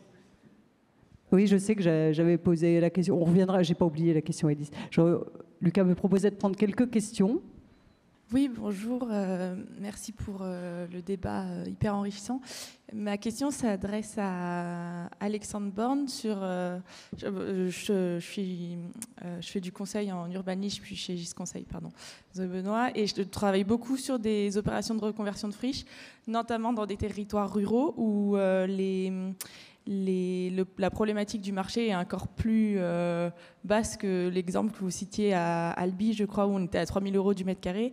Et donc, on a beaucoup de mal si un bailleur social ne vient pas en tant que partenaire du projet, à trouver des opérateurs en capacité de faire. Et donc, voilà, je regarde les foncières comme des opérateurs possibles. Et je voulais savoir, vos territoires d'intervention, vous êtes quand même évidemment soumis à des objectifs de rentabilité économique. Quel est le niveau de marché en deçà duquel vous ne pouvez pas aller, même si vous avez un modèle de bail amphithéotique, de baux à long terme? Merci. Merci pour la question à laquelle je ne peux pas répondre. Évidemment, ça dépend de plein de choses, de l'état du bâtiment et tout ça, mais globalement, C'est difficile. Moi, j'ai donné l'exemple d'Albi, qui est une ville qui avait été. Albi, c'est une pépite.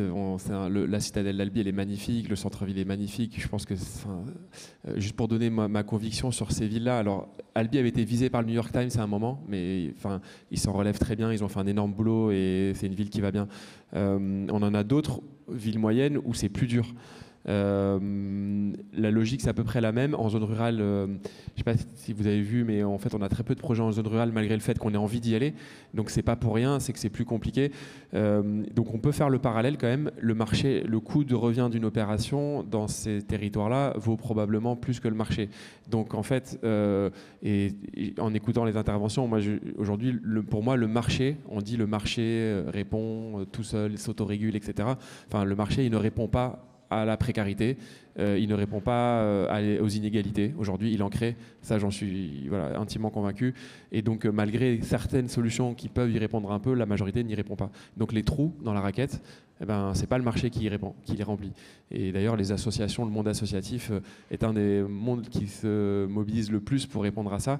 Donc, il fait comme il peut, il bricole. Et dans les zones rurales, dans les zones villes moyennes, il faut trouver des solutions. Et moi, je pense que il ne faut pas se leurrer, on ne fera pas de miracle, nous on ne fait pas de miracle.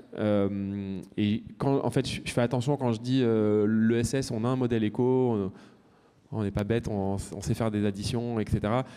Pour autant, on n'est pas non plus magicien. Et donc, quelque part, ça a double tranchant. On est autonome et on fait des opérations au prix de marché et on sait sortir des opérations dans le monde rural ou en zone périurbaine, etc. Mais parfois, on ne sait pas. Et parfois, on a besoin de subventions, on a besoin d'aide, on a besoin de fonds d'État. Et aujourd'hui, les problèmes d'équilibre de cohésion territoriale, ce n'est pas nous qui les avons créés. C'est déséquilibre. Parquer tous les gens dans une cité sans leur donner ni d'équipement public, pas de loisirs, pas d'école, très peu. Ça, c'est un déséquilibre fort qui génère des fortes inégalités. Donc, je pense qu'il va falloir aller loin. Et moi, je pense que c'est l'emploi. Le premier levier, c'est l'emploi, les mobilités. Dans ces territoires-là, nous, on pourra faire un beau logement. Au mieux, on trouvera notre modèle éco. Au pire, on se fera aider. Mais si on ne met pas beaucoup d'argent et qu'on ne fait pas de ça une priorité, et je pense qu'aujourd'hui, on parle d'écologie. Il ne faut pas qu'on choisisse. Il ne faut pas choisir entre écologie ou social. C'est évident. Et d'autre part, il faut qu'on comprenne que l'étalement urbain, la vacance commerciale, des gros centres commerciaux en périurbain, le logement, les formes d'habiter, l'emplacement de nos industries, de nos emplois, les mobilités, les transports en commun, c'est tout ça hyper lié. Donc nous, ça nous arrive très souvent qu'on nous dise j'ai un bâtiment vide, tiens, tu peux faire quoi? Rien, crée un emploi, prends quelqu'un. Embauche quelqu'un à la ville, à l'attractivité économique, tu sponsorises tous les jeunes qui sortent du BTS et des écoles, tu les formes, tu montes des partenariats avec des entreprises, tu subventionnes leurs entreprises et tu crées de l'emploi parce que l'immobilier vide, ça vaut rien. Donc malheureusement, c'est un peu... voilà. Donc nous, on fait ce qu'on peut dans ces territoires-là, mais on ne sera pas magicien. Bon, voilà. Bonsoir et merci beaucoup. La question, elle est sur la construction. Ce matin, un architecte disait qu'il ne fallait plus construire, si j'ai bien compris. Yamina Saeb, co-autrice du GIEC, nous dit qu'il ne faut plus construire. Si l'on lève le doigt, oui, mais il y a la Fondation Abbé Pierre qui dit qu'il ne faut plus construire. Si l'on lève le doigt en disant il y a un urbain sur 3 qui vit dans des bidonvilles, il ne faut plus construire. Vous-même, vous avez des solutions qui, utilisent déjà l'existant. Il y a Gerk Varap, je crois, qui fait du recyclage, si j'ai bien compris. Mais est-ce que vous ne transportez pas du vide?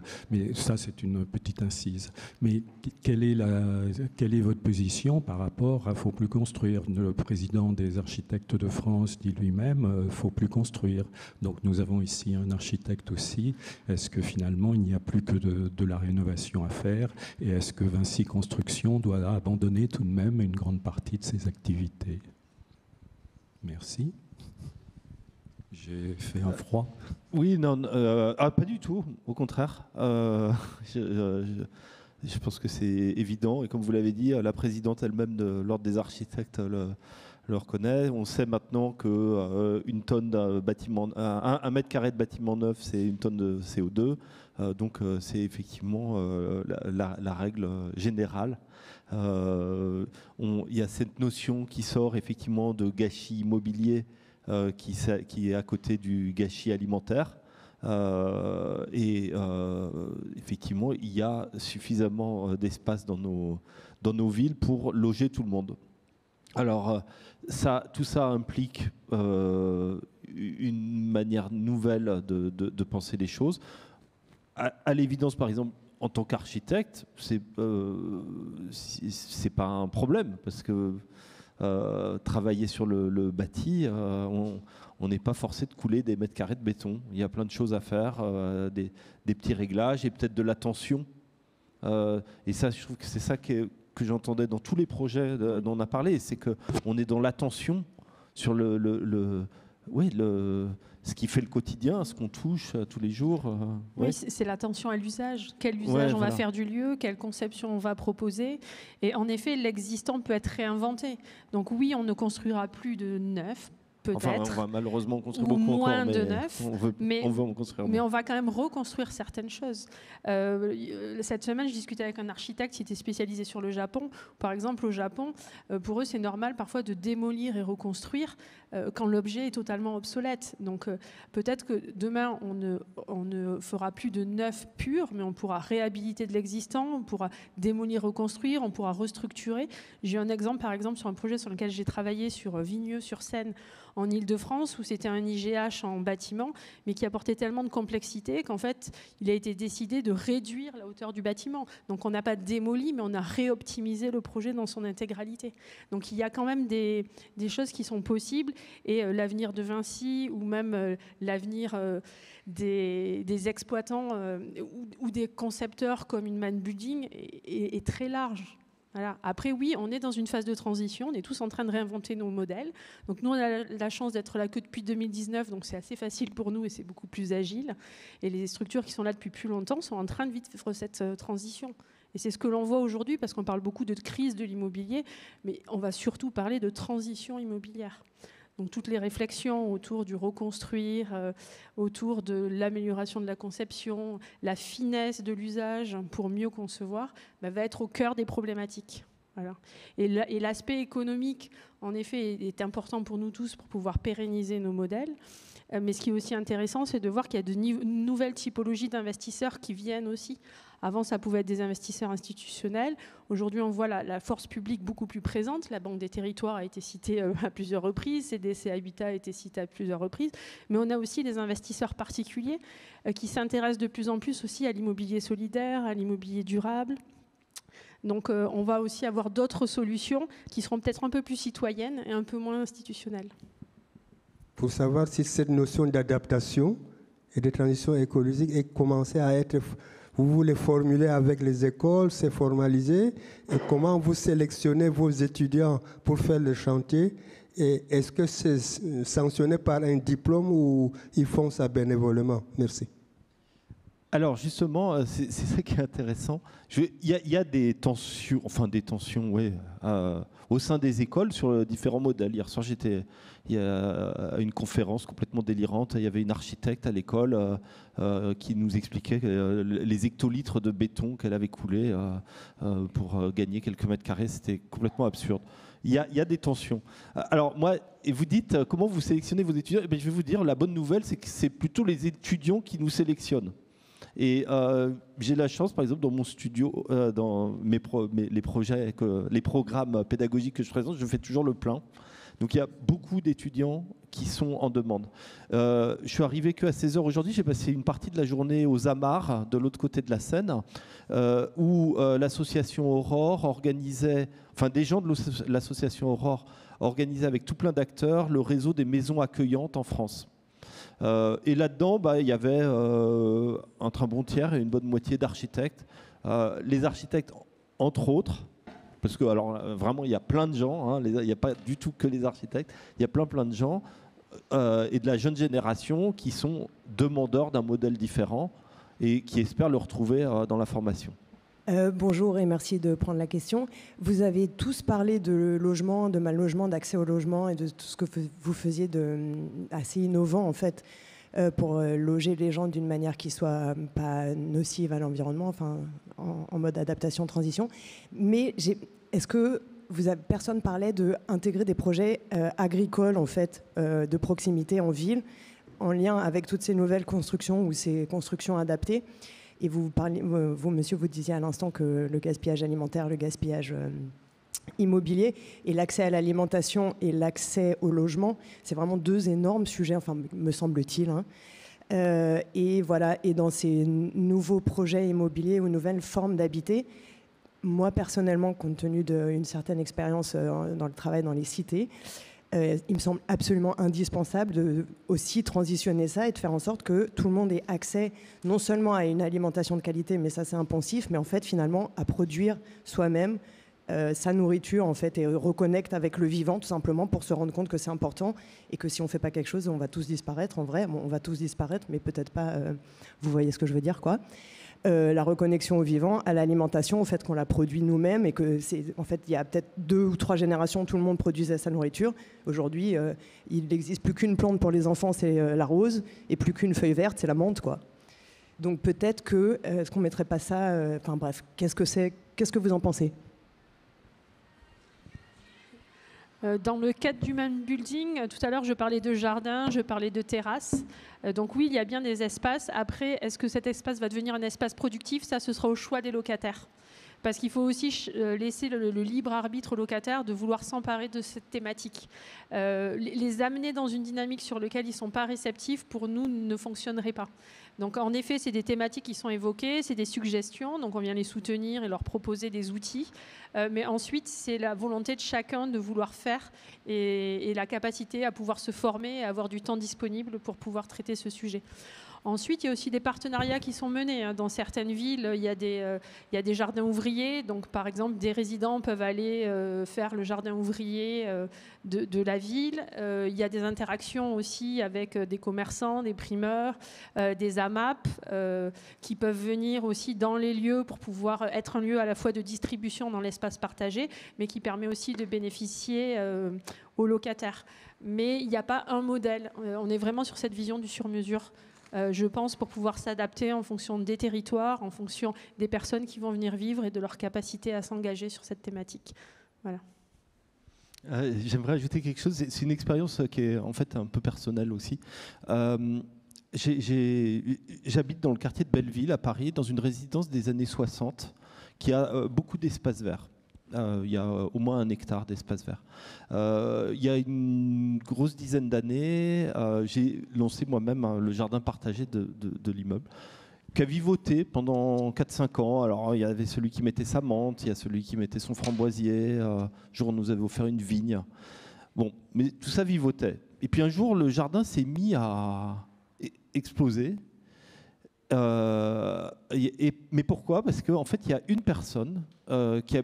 Donc c'est à Belleville, il y a des gens qui viennent du monde entier. C'était une femme d'origine chinoise qui ne parlait pas le français, qui a pris le jardin en main. Et le jardin est devenu énorme, productif, etc. Mais d'ailleurs, à la frustration de certains habitants qui disaient où est ma menthe, mais il y a quand même une chose moi, qui m'a frappé dans cette histoire, c'est que le jardinage, c'est un art et une passion. Et que globalement, cette femme a cet art et cette passion. Elle y passe vraiment tout son temps, pratiquement. Elle consomme des quantités d'eau ahurissantes, c'est le seul truc.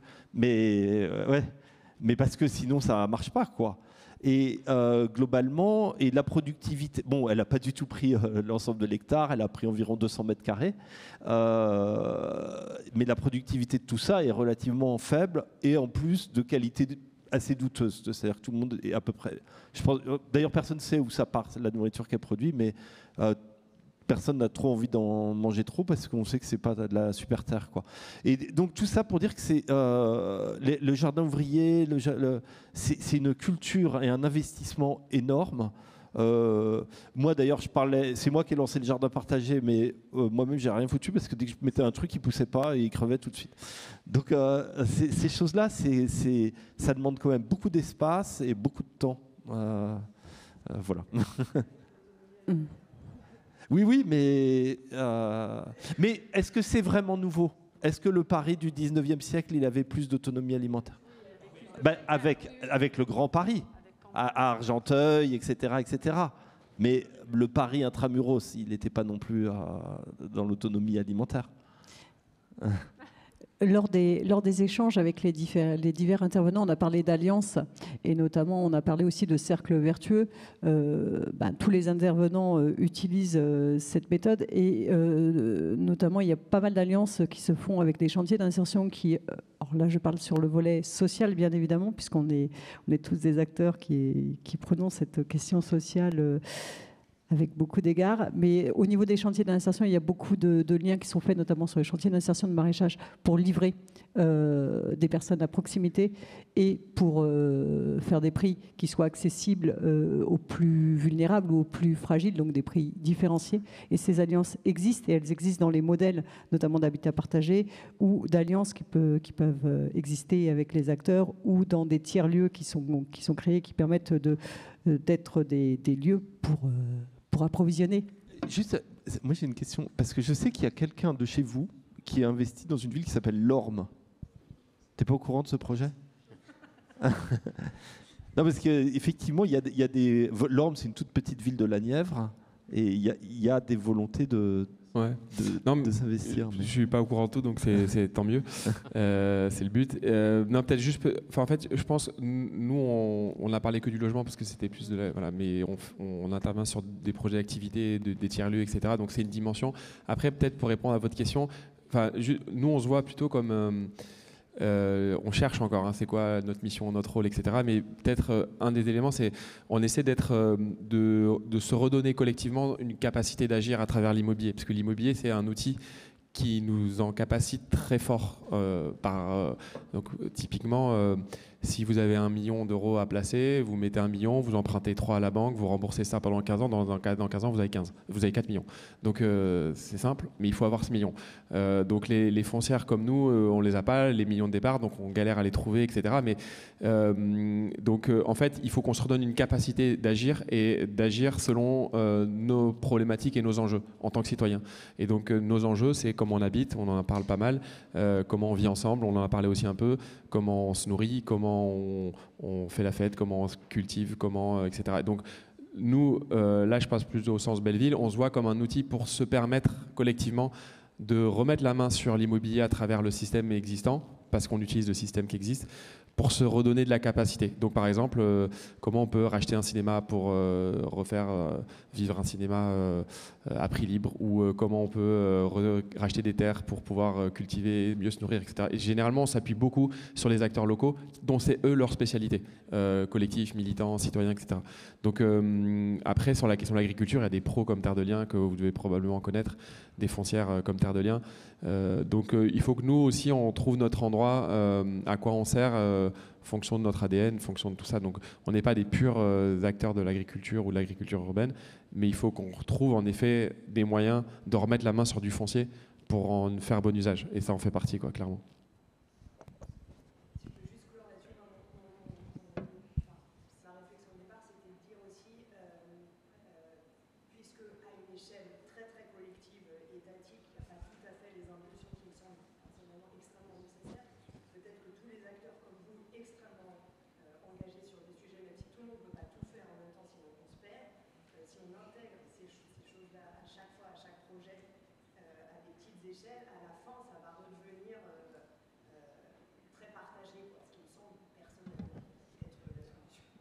Allez voir l'îlot, l'îlot sur l'île Saint-Denis, par exemple, de l'association Alage, peut-être vous connaissez déjà.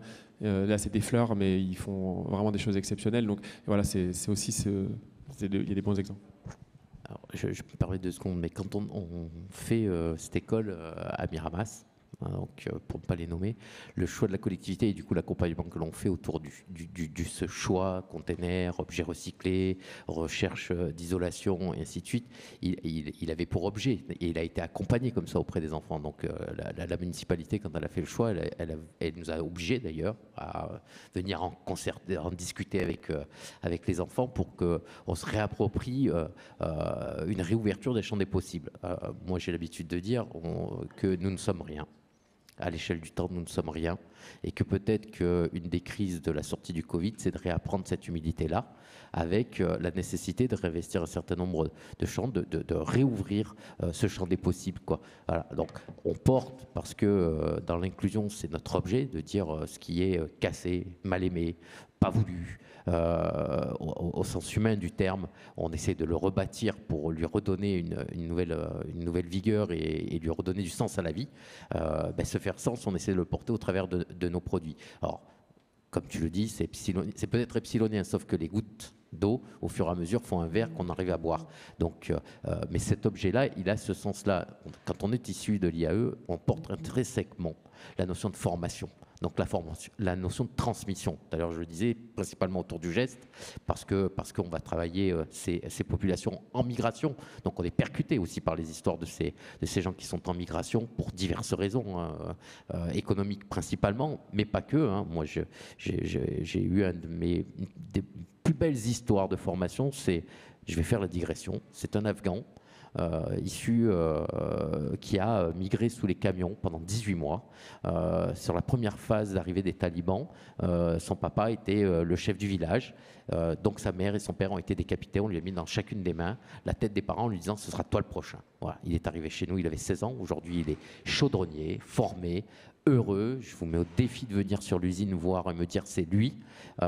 Et on a rebâti ça. Donc dans le même sens aujourd'hui, avec chacun nos gouttes, et j'espère, en tout cas c'est l'ADN que nous on essaie de porter et qui nous réussit à la Varap dans les 33 sociétés, c'est d'être dans cette logique de transmission de ces petites gouttes. Donc quand on fait cette école, quand on investit sur ce champ pour éviter qu'on soit dans ces préfats pourris qui sont énergivores et compagnie, la collectivité en tout cas nous oblige et on le fait très volontiers, à venir expliquer c'est quoi l'usage de boîtes métalliques qui est avant que ça devienne un déchet, que ça n'en deviendra pas, pourquoi on l'isole correctement, pourquoi on y apporte une notion de confort, et que je ne sais pas si je réponds à ta question, mais en tout cas, je pense que sur ce principe constructif-là, c'est un de nos enjeux, il est aussi là, c'est que notre métier, pour moi, mais je crois que c'est la volonté de chacun autour de la table, il ne s'arrête pas juste à savoir faire ce que nous faisons, qu'il y a ce petit truc en plus que l'on a à apporter et qu'on se fait, je crois, tous plaisir à apporter. Bonjour, merci pour votre présentation. On a eu hier une intervenante qui parlait au nom de la Croix-Rouge sur la dépendance à l'automobile et qui présentait en fait un service d'accompagnement auprès des seniors de prendre leur voiture et d'aller les accompagner, faire des courses. Elle présentait aussi plusieurs activités qu'il y avait et que vous avez aussi un peu recensées soit au sein d'un habitat collectif ou d'une sorte de quartier récemment construit comme tourner la planche du voisin, emmener les enfants voir la nature, etc. Vous en avez recensé plusieurs, mais est-ce que quand l'association installe ces activités puis se retire progressivement, est-ce que ces activités fonctionnent encore et le collectif marche, ou est-ce que vous avez à chaque fois besoin d'une présence sur place pour s'assurer que la vie collective se maintient? Parce que c'est ça l'enjeu en fait, c'est une fois d'installer que vous n'avez pas la mission d'être là indéfiniment pour que ça tienne. Oui, merci. C'est un énorme enjeu, je pense que vous dites. Et parfois une illusion aussi, que quand on a lancé quelque chose, on peut se retirer et puis ça perdure puisque on a tous un élan solidaire en nous, etc. Nous, sur les projets d'habitat propre, il y a toujours des équipes qui accompagnent, qui sont présentes, etc. Et c'est indispensable et on se bat pour qu'il y ait des financements pour ça. Parce qu'en fait, il y a besoin de personnes formées parfois, puis il y a besoin d'altérité aussi, en fait, que les habitants ne soient pas juste entre eux. Parfois, il y a besoin un peu d'altérité.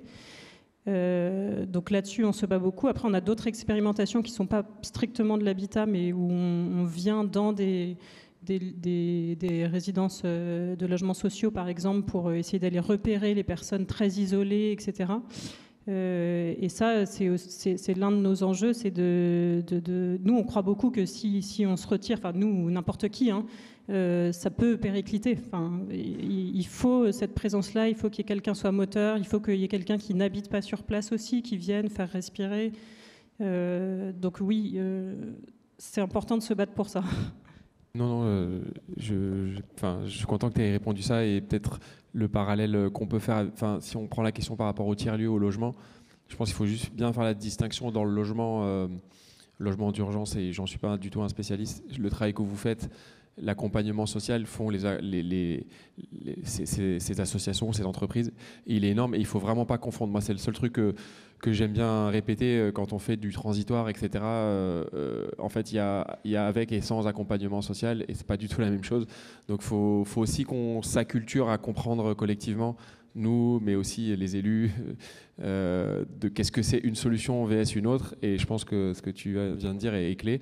Dans les tiers-lieux, dans les projets, on va dire, citoyens, d'activités culturelles, etc., je dirais pas que c'est l'inverse, mais nous, en tout cas, je pense qu'il faut qu'on s'appuie sur des dynamiques locales et qu'on vienne surtout pas, nous, à l'inverse, plugger quelque chose hors sol. Et donc, le gros travail qu'on essaie de faire, c'est de trouver une position juste entre participer pour amener une compétence qu'on peut avoir parfois, qui peut être par exemple de l'ingénierie financière ou autre, ou de l'aide à la structuration d'une gouvernance, mais que cette gouvernance, elle est l'objectif de s'autonomiser et de grandir seul, parce que nous, on n'est pas local, etc. Mais je fais la distinction entre des projets collectifs, culturels, militants, etc., peut-être du logement ou du logement pour des personnes précaires, où là c'est vraiment autre chose, et il ne faut surtout pas confondre. Et je le dis parce que je trouve que souvent on oublie ça, le travail que font tous ces accompagnateurs sociaux, je ne sais pas si c'est le bon mot, quoi.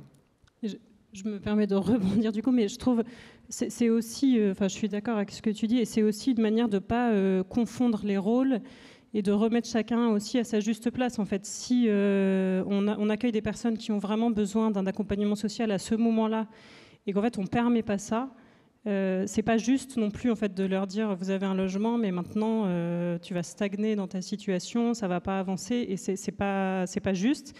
Et en plus, ça permet pas aux autres qui interviennent dans le projet, qui eux ne sont pas travailleurs sociaux, mais ont d'autres rôles, d'être dans la relation, dans la rencontre, dans l'amitié, dans tout ça. Donc on pense que l'accompagnement social, c'est bien sûr indispensable, et que c'est un droit, en fait. C'est être juste avec chacun. Bonjour. Moi, je m'adresse surtout à Human Buildings, parce que vous travaillez surtout en réseau avec vos 8 propriétés. Et c'est pour savoir si vous choisissez vraiment les gens que vous mettez dans les propriétés, ou alors si c'est eux qui vous choisissent. Parce que dans ce cas-là, si vous les choisissez vous-même, est-ce que vous prenez des profils qui vous intéressent, par exemple, comme l'a dit madame, quelqu'un qui a la main verte, qui pourrait potentiellement servir de son lieu de domicile comme son lieu de travail, et pourquoi pas aménager les alentours de son jardin comme comme un maraîcher, et nourrir votre réseau de copropriété, etc. J'ai envie de dire que la réponse, elle est un peu dans les deux sens. Déjà, c'est eux qui nous choisissent, parce qu'il faut accepter de vivre dans un habitat partagé. Donc accepter cette dimension d'être dans un logement individuel, mais aussi de savoir qu'il y a des espaces sur lesquels il va y avoir du lien social, de la rencontre, de l'échange. Donc déjà, la première démarche, c'est nous présenter et qu'eux adhèrent au projet. Ça, c'est le premier point. Et après, ensuite, en effet, c'est lors de visites que l'on va, soit seul, soit avec les premiers locataires qui sont déjà en place, pouvoir identifier les locataires qui vont pouvoir s'épanouir dans le lieu. Et c'est la manière dont ils vont avoir de se projeter dans le logement, dans le jardin, dans les espaces communs, en fait, qui vont nous permettre d'identifier si c'est le bon profil ou pas pour choisir la résidence. Après, on peut avoir des cas particuliers. On peut travailler aussi sur des cas où la personne est propriétaire de sa maison, elle veut garder une partie, elle veut faire venir d'autres personnes. Donc là, elle va être beaucoup plus impliquée dans le choix des locataires. On a certains investisseurs qui peuvent aussi faire le choix de choisir leurs locataires directement. On a des partenariats aussi qui sont développés avec une société qui s'appelle Gestia, qui est aussi spécialisée pour la location de profils particulier avec le loc-avantage, où là, c'est cette société qui pourrait être amenée à amener des locataires. Donc il y a différents modèles, mais déjà, c'est aux locataires et aux futurs habitants de ce lieu de choisir le modèle d'habitat partagé. Voilà. Et ensuite, c'est en fonction des thématiques et en fonction des sélections. Il y a des opérateurs, par exemple, en co-living, comme la Casa, où eux, ils ont thématisé leur résidence. La résidence sur le sport, la résidence sur le jardin, les pros de la gastronomie. Nous, ce n'est pas le choix qu'on a fait. On veut essayer d'avoir un modèle ouvert et on souhaite avoir une diversité des personnes qui vivent seules, en couple, en famille. Donc, on ne veut pas forcément thématiser le lieu. Voilà. Okay, Est-ce que j'ai répondu à votre question? Ouais. Merci. C'est une question, une réflexion que j'ai eue là, par rapport en vous écoutant. Donc, merci pour vos présentations. Donc, on va parler d'insertion par la Fondation. Le logement, on reconstruit des choses on améliore des choses qui étaient déjà construites. J'entends aussi que ça coûte des fois un petit peu plus cher. Donc une règle économique après derrière, donc c'est-à-dire aussi le loyer qui peut coûter plus cher si ça coûte plus cher la construction. Et je me dis, mais aujourd'hui, peut-être est-ce qu'il ne faudrait pas revoir aussi les schémas d'investissement? Une personne qui est dite éloignée de l'emploi aujourd'hui, elle est éloignée de l'emploi parce qu'elle a des freins. Ces freins, ça vient déjà, du logement. Donc, elle est mal logée, elle vit dans un mauvais habitat, donc elle se chauffe mal. Donc, l'hiver, elle tombe malade. Donc, si elle est malade, elle ne peut pas venir travailler. Ensuite, elle a les problèmes de mobilité. Donc, souvent, elle est loin de l'employeur. Donc, elle ne peut pas trouver un job. Et si elle ne trouve pas de job, elle ne peut pas trouver de meilleur logement.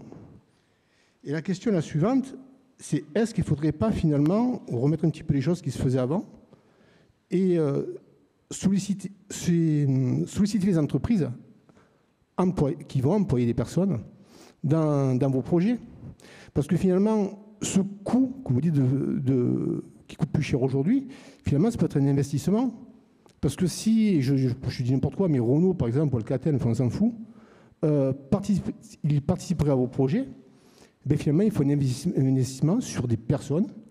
Et ce coût-là, ils vont le retrouver parce que ce sont des personnes qui vont se retrouver dans des logements, j'ai entendu, de bonne manufacture, qui vont répondre aux nouvelles normes. Et je me dis, donc ils ne tomberont pas malades, et donc ils seront présents au travail. Donc est-ce qu'aujourd'hui, finalement, pour que vos projets se développent, ce n'est pas revoir tout simplement les règles d'investisseurs? Il y a en effet quelques entreprises qui s'intéressent à cette problématique. Ce qui est assez intéressant, c'est que ce sont principalement les entreprises familiales, les PME, TPE, qui ont cet enjeu-là sur certains territoires. Oui, qui peuvent se poser la question de comment créer un logement, comment s'assurer d'offrir un logement à mes employés. Après, il y a une dimension, est-ce que c'est l'habitat partagé, est-ce que c'est de l'habitat individuel? Donc il y a quand même une discussion sur le modèle, parce que certains salariés sont prêts à avoir une vie 360 autour de l'entreprise et d'autres pas forcément, veulent un peu un mode de déconnexion. Donc il y a une manière de vivre à construire avec les entreprises. Et dans cette question-là, moi j'ai surtout beaucoup vu la SNCF qui a toujours eu ses logements pour ses collaborateurs. On a aussi l'AP-HP qui a énormément investi sur le logement pour assurer du logement pour ses infirmiers, pour ses docteurs, pour ses aides-soignants, avec des gros partenariats qui sont signés avec Action Logement. Donc en effet, ça découle sur toute la chaîne de l'immobilier, toute la chaîne du logement. Donc on voit bien les entreprises qui prennent le sujet du logement comme un élément de différenciation aussi, pour pouvoir attirer des profils. Après, l'enjeu, c'est ce que vous avez évoqué, c'est la distance par rapport au lieu, la taille et le modèle d'investissement. Donc pour nous, sur Human Building, on pense que c'est plutôt les entreprises PME, TPE qui sont plus en attente et les entreprises familiales.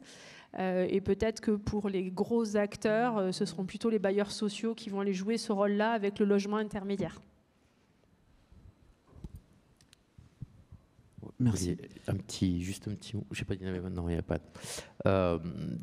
Deux choses. La première, effectivement, alors nous, il n'y a pas d'habitat solidaire s'il n'y a pas de construction du lien Comme je l'ai dit tout à l'heure, nous, on ne s'est pas reconnu compétent, donc on a été chercher chez d'autres cette compétence-là et on construit ensemble des éléments. La compétence qu'on a menée quand on crée la foncière de location, c'est que nous, le modèle économique, on n'amortit pas un module sur une seule période de location, même de 5 ans. Donc on prend sur nous de dire on va lever les fonds, on amortit sur 5, 7, 10 ans, des fois les modules, pour aller chercher un prix de loyer qu'on va amoindrir, même si le module lui-même, il est loué que 5 ans ou 2 ans ou 1 an, ou dans le cas de l'école, c'est 2 ans, mais dans ces cas-là, donc on propose, on va chercher nous les modèles économiques à faire.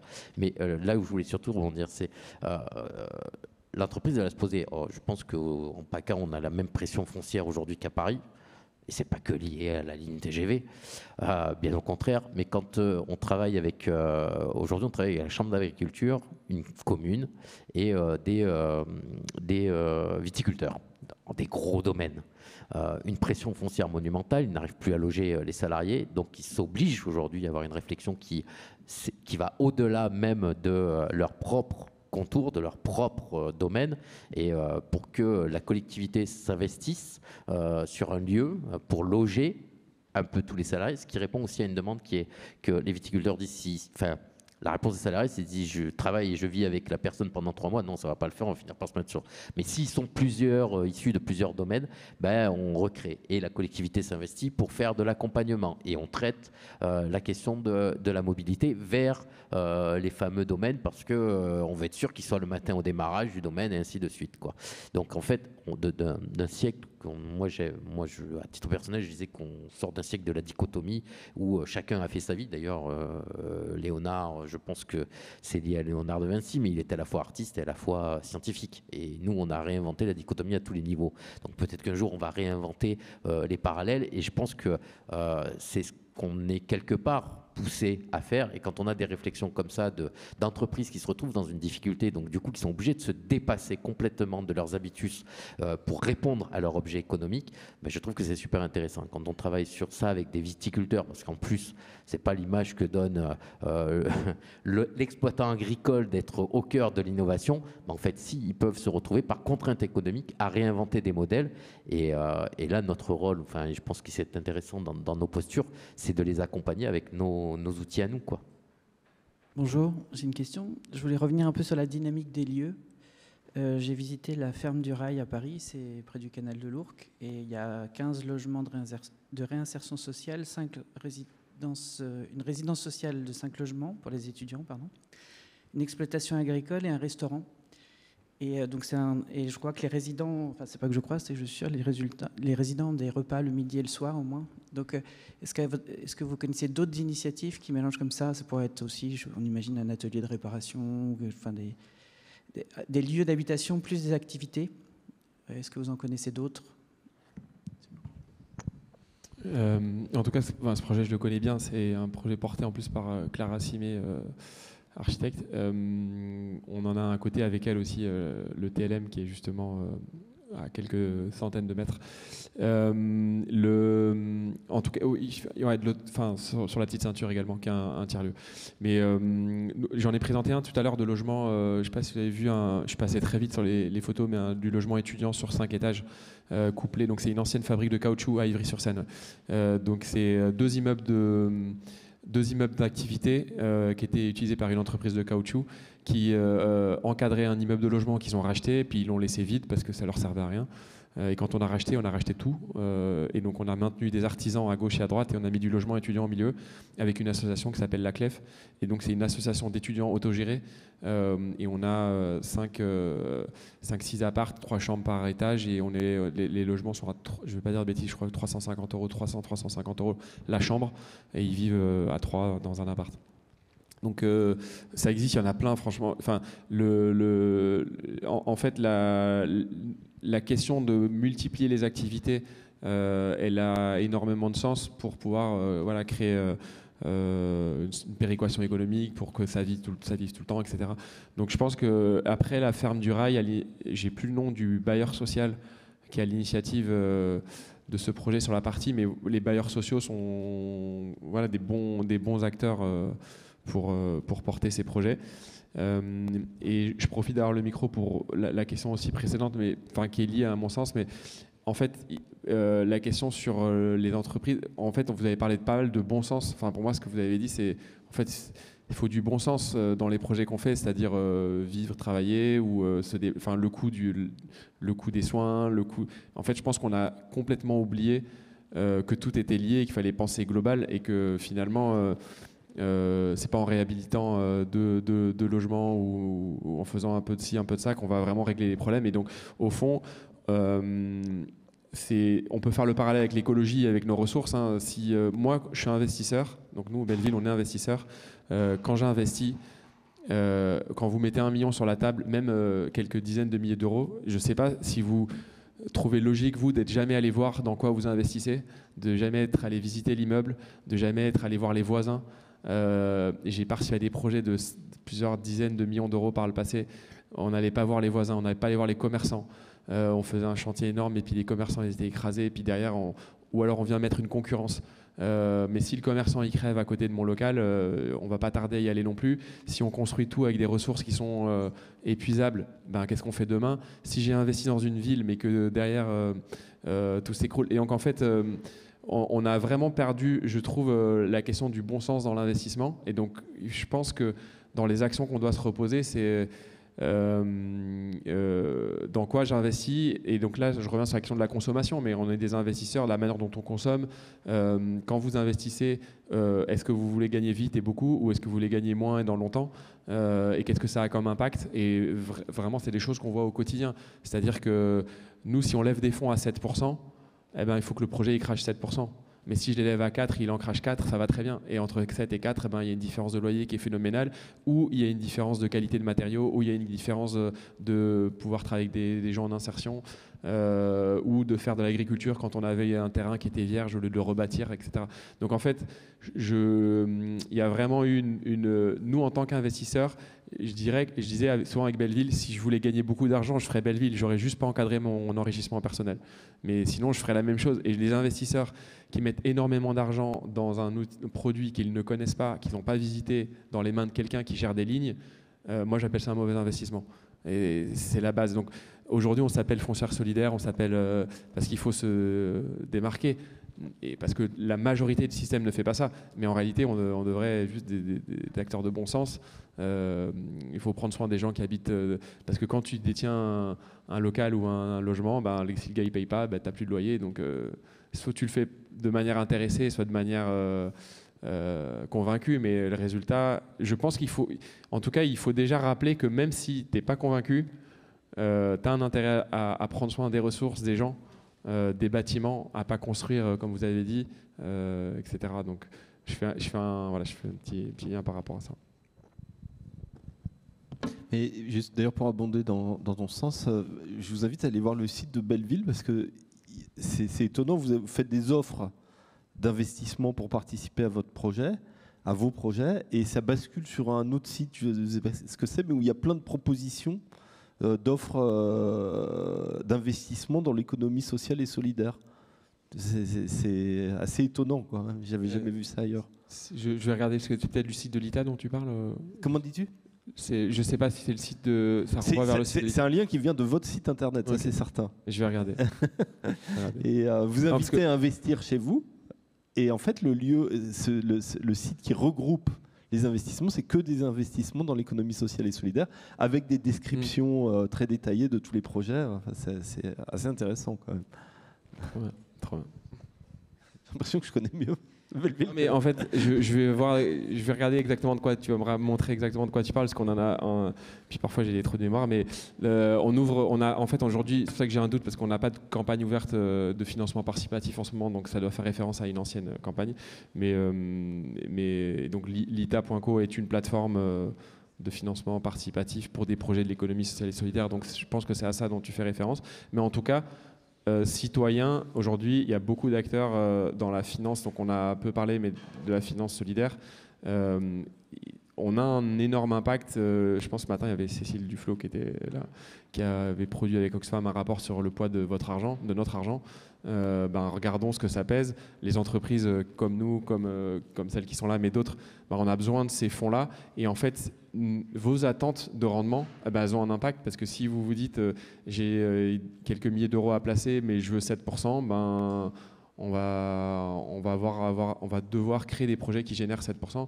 Si vous en attendez 3-4, voilà. Donc nous, on aime bien parler on parle de 3%, nous, chez Belleville, et on ouvre une campagne de financement justement citoyen à ce niveau de rendement-là. On sait que les institutionnels, ils vont grincer des dents. Et pour vous donner des exemples, dans la finance, certains acteurs de la finance, en fait, certains fonds peuvent se permettre, les fonds 90-10 notamment, peuvent se permettre de faire 10% à 0 et 90% à 10-12. Donc en fait, grâce aux 10-12, ils font du zéro. Nous, on aime bien démontrer qu'à 3, on peut faire tourner l'économie et que ce 3, c'est un rendement fair. C'est un rendement, nous on appelle c'est le ex-livret A plus 1%, quoi. Donc vous mettez votre argent dans un livret A, bon maintenant c'est un peu plus, mais vous mettez au livret A, vous gagnerez un peu plus, 1%. C'est propre, c'est pas énorme, mais c'est vertueux, quoi, voilà. Donc voilà, c'est intéressant de comprendre aussi la logique qu'on a nous en tant qu'investisseurs, en tant que consommateurs, etc. Mais si je peux me permettre, le sujet du financement est quand même un des enjeux pour toutes les structures, pour s'assurer de la pérennité de nos modèles, pour s'assurer de pouvoir développer différemment nos projets. Et je pense qu'à un moment, ça vient au cœur des problématiques, qu'on soit une association, une entreprise de l'économie sociale et solidaire, une entreprise classique. Le sujet du financement, du coût du financement et de la source des financements est quand même un enjeu pour l'ensemble des entrepreneurs. Et le rôle des citoyens, je pense, et ce que tu as évoqué, et ce qu'on a évoqué tout au long de la conférence, a un rôle essentiel. Donc on a aussi besoin de vous, si vous voulez voir ces projets se développer, venez investir et venez vous renseigner sur les projets, parce que vous êtes les premiers investisseurs qui pourront faire vivre nos modèles demain.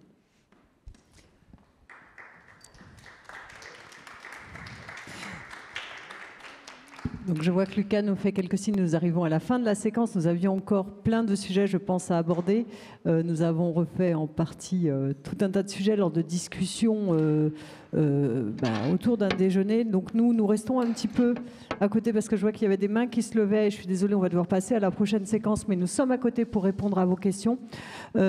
Si nous avions 2 messages, en effet, c'est sur l'engagement et la responsabilité individuelle pour faire face à ces enjeux et ces constats, puisque je pense même plus qu'on peut parler d'adaptation, mais de nécessaire évolution de nos comportements. Il va falloir vite lever un certain nombre de freins. Il y a des acteurs qui sont pionniers, des pionniers depuis quelques années, qui sont à notre sens encore trop minoritaires, qui ont la capacité de faire évoluer leur modèle, mais qui vont avoir besoin d'évolution dans les modèles d'investissement et qui vont avoir besoin de fonds pour investir et pour investir qualitativement. Et nous pensons qu'il y a un modèle d'entrepreneuriat social et un modèle économique dans le social. Merci Cécile, merci à tous.